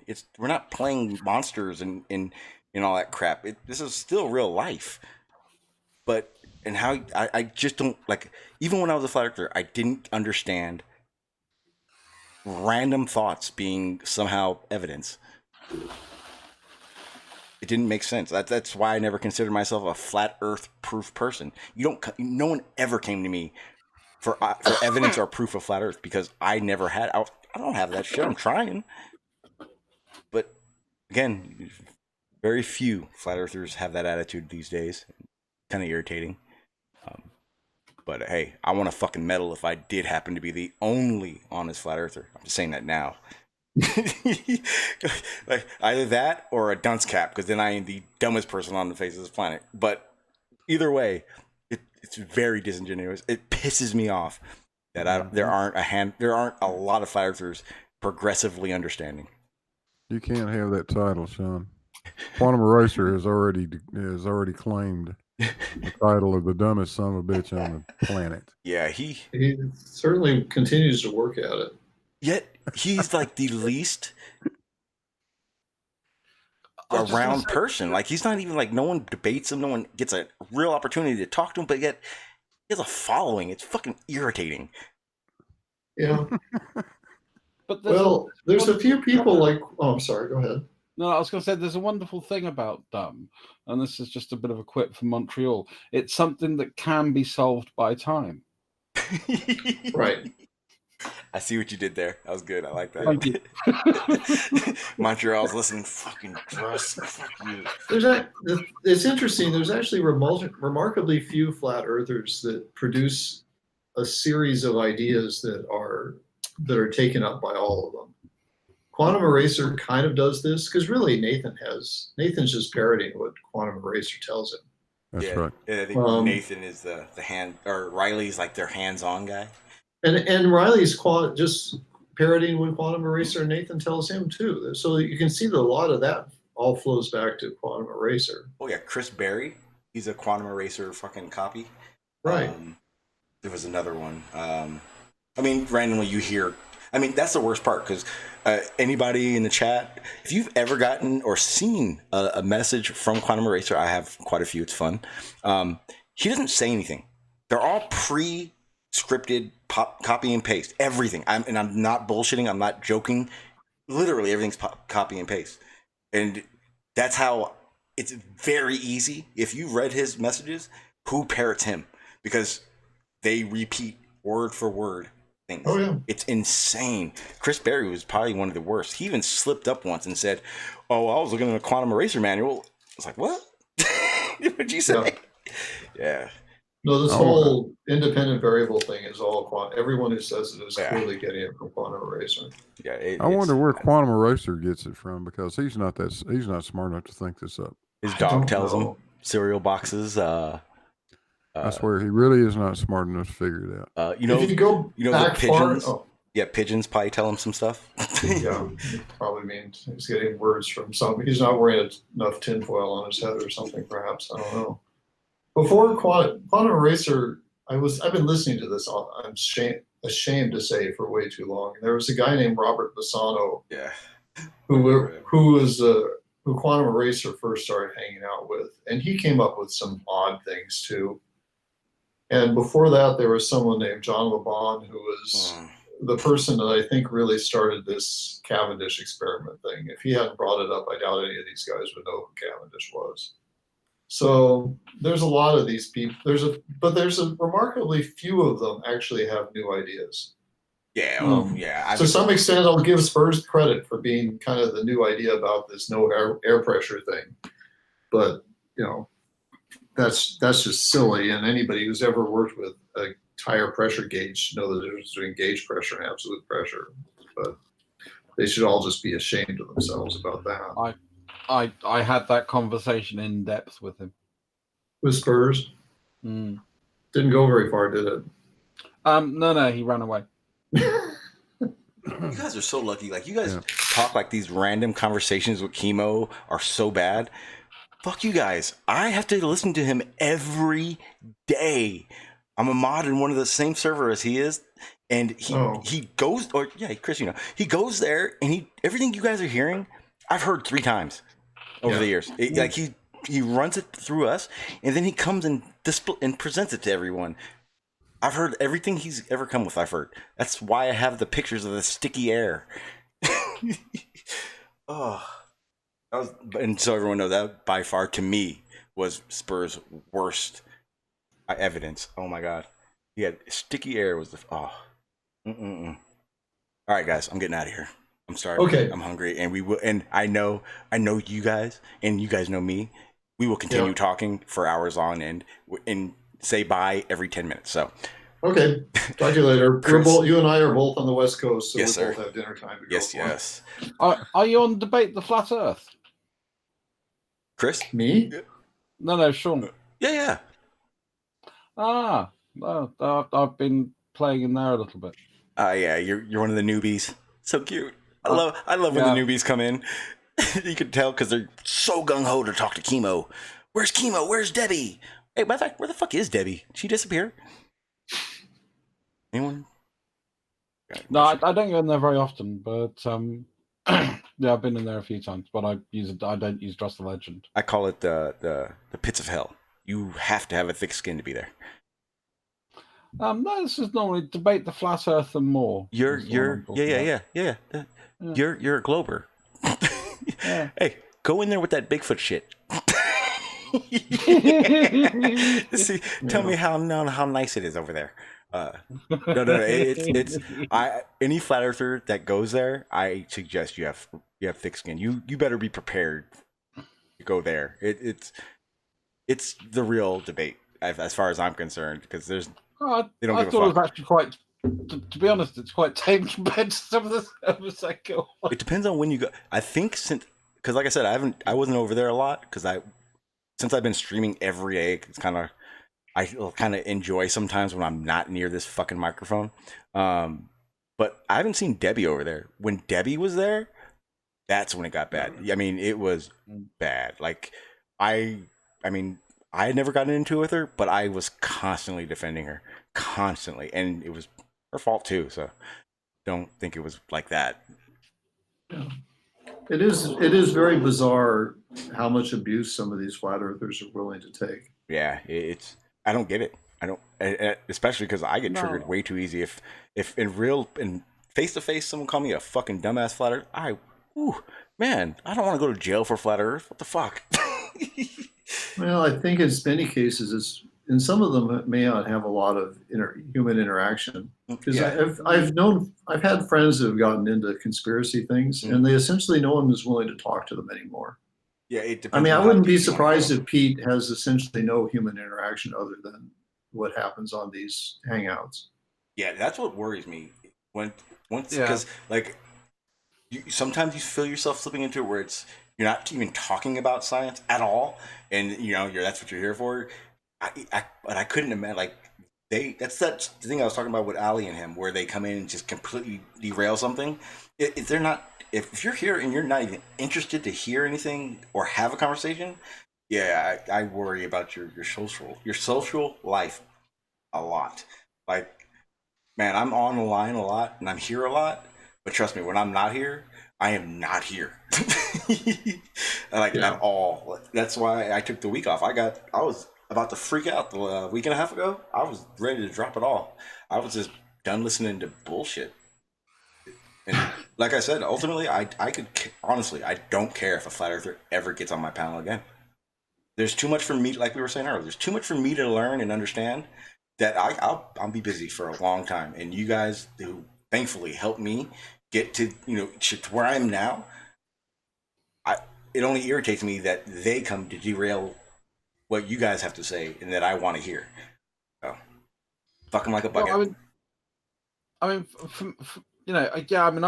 don't mind sort of saying what I think, because I want to see if people actually say, no, that's wrong because, and then I can listen. Well, that's the thing. I'm trust me, I'm going, and I don't care what globe or flat. If I don't get it or it doesn't make sense to me, I'm saying something. Past what weekend, past 3 or 4 streams, I've literally just been attacking on things that I don't get or doesn't make sense to me. On all globe evidence. I mean, I can give it real shit. Man, like I said, at some point, guys, and I'm trying, and I wish it happens. I hope it happens soon. I'm going to start kicking people for saying flat Earth. That's how over it I am at this point. And it's weird because I didn't think I would ever get here. Like I said, I don't care if I ever talk. There's too much to talk about that flat Earth doesn't even need to be talked about. Yeah, there's a lot of interesting things in the world. There's a lot of fun things to learn, but flat Earth is not about learning things. No, well, it can be, but it's it can be, but a lot of the people that are proponents of it are not interested. Exactly. Well, the content creators, they're insanely not, and they're pushing bullshit, is what it is, and that to me, that's the problem. Flat Earth content creators who push flat Earth evidence, they're con artists. period. They know it's not flat. Why? Because there's no way in hell you can go through this every day with all this information of why it doesn't work on a globe and believe any of the shit you're saying. I don't care. Riley knows it's not flat. Nathan, he's known it's not. I'm pretty sure Nathan's like 3-4 years deep of it's a globe, but fuck it. It's bad. It's to that point now. Before I was just like, damn, a lot of us don't get it. But now I'm realizing a lot of them don't give a fuck to get it. All right, guys, I'm getting out of here. Blue, you got anything coming up? Oh, I'm working on another tear down of Nathan and Huey. Cool. Well, let me know when you're going to put that out, Chris. I will. You don't do content really, right? I don't think so. But Chris, more than welcome over. Or damn, Charles. Fucking yes. I don't know why the fuck I kept saying that. I don't care. My bad.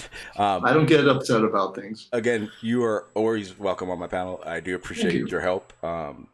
Again, like I said, I think we've only talked a few times, but I know who the hell you are, so I do appreciate it big time. Dress, I beg you to take your Bigfoot to the debate Flat Earth and more in about half hour. I'd be there. It'd be awesome. But seriously though, I appreciate the help, especially earlier in the stream when we were going through that stuff. I appreciate the shit out of it. I thank you guys. You have no idea. Okay. I just wanted to say I've never actually had the chance to say, Big Blue, I really enjoy your videos. I really get a thorough laugh out of them. Thank you. Yes, I do enjoy them, Blue. They're great, really great. Thanks, guys. I try to be a little entertaining with it while at the same time trying to get the point across that these idiots have no clue what the hell they're talking about. And I just put the I guess you would call it the command in the chat. So hopefully my bot is working still. And Big Blue's his channel will be popping up soon, I hope. And if you're not, and you live under a rock, something's definitely already wrong with you. Go subscribe, enjoy his uploads because they are thoroughly entertaining and educational. There you go. Thanks, guys. I really appreciate it. Yep. Thank you, guys. I'm gonna go ahead and end this so I can get the hell out of here. And I'll probably see everyone around. Take care. Talk to you later. Take care, everybody. All right, guys. That was one of those situations where I don't care that we weren't talking about much of anything, but we were just bullshitting amongst friends. I enjoyed the shit out of this stream. Montreal, always a good conversation. Thank you, everyone that is in my chat. I appreciate the shit out of you guys being here. Whether you guys are in there just arguing with each other, barely listening, you're here. I appreciate it. The best part is that I'm seeing the same people, and it kind of makes it more of a reason to be talking about different topics and trying to understand things. I'm thankful that you guys are on the journey with me, and/or helping me. With that said, guys, I'm gonna go ahead and stop rambling. I'll be live tomorrow. Tomorrow's gonna be a different one. It's not gonna be different in topic. It's basically going to be the same topic of stream, a little bit deeper into it more. But what I'm gonna try to do, and this is with all power of try. I have a new program. The program basically will allow you guys in the chat to interact with these models I will have that on my OBS. It's basically what will happen is anybody of you guys are like, hey, I got a video from YouTube. It will basically load it to it, alert me. A screen will pop up on the watch page or what you guys are watching, and basically you'll be able to present your video. It won't have any sound, but you'll be able to present your videos with my approval, trolls. And it's going to be a little bit more interactive, and that way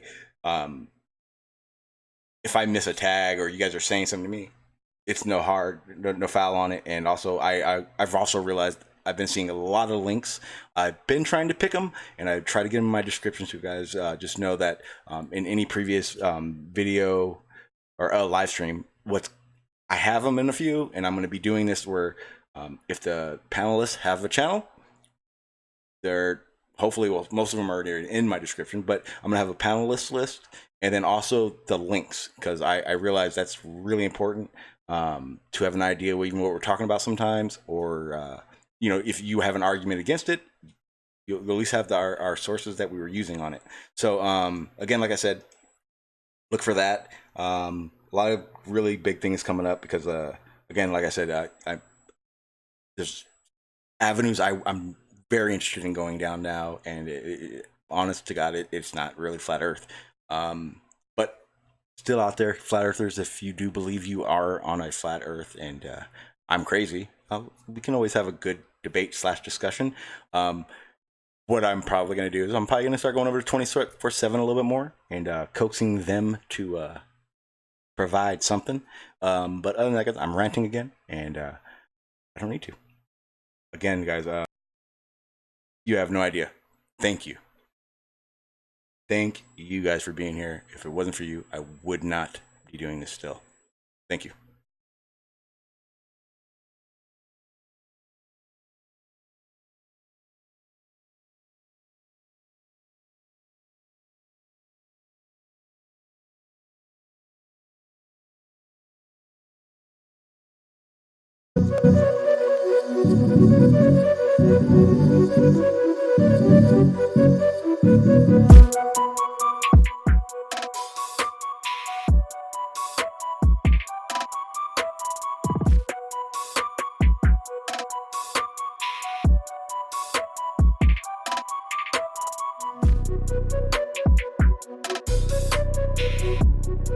Thank you.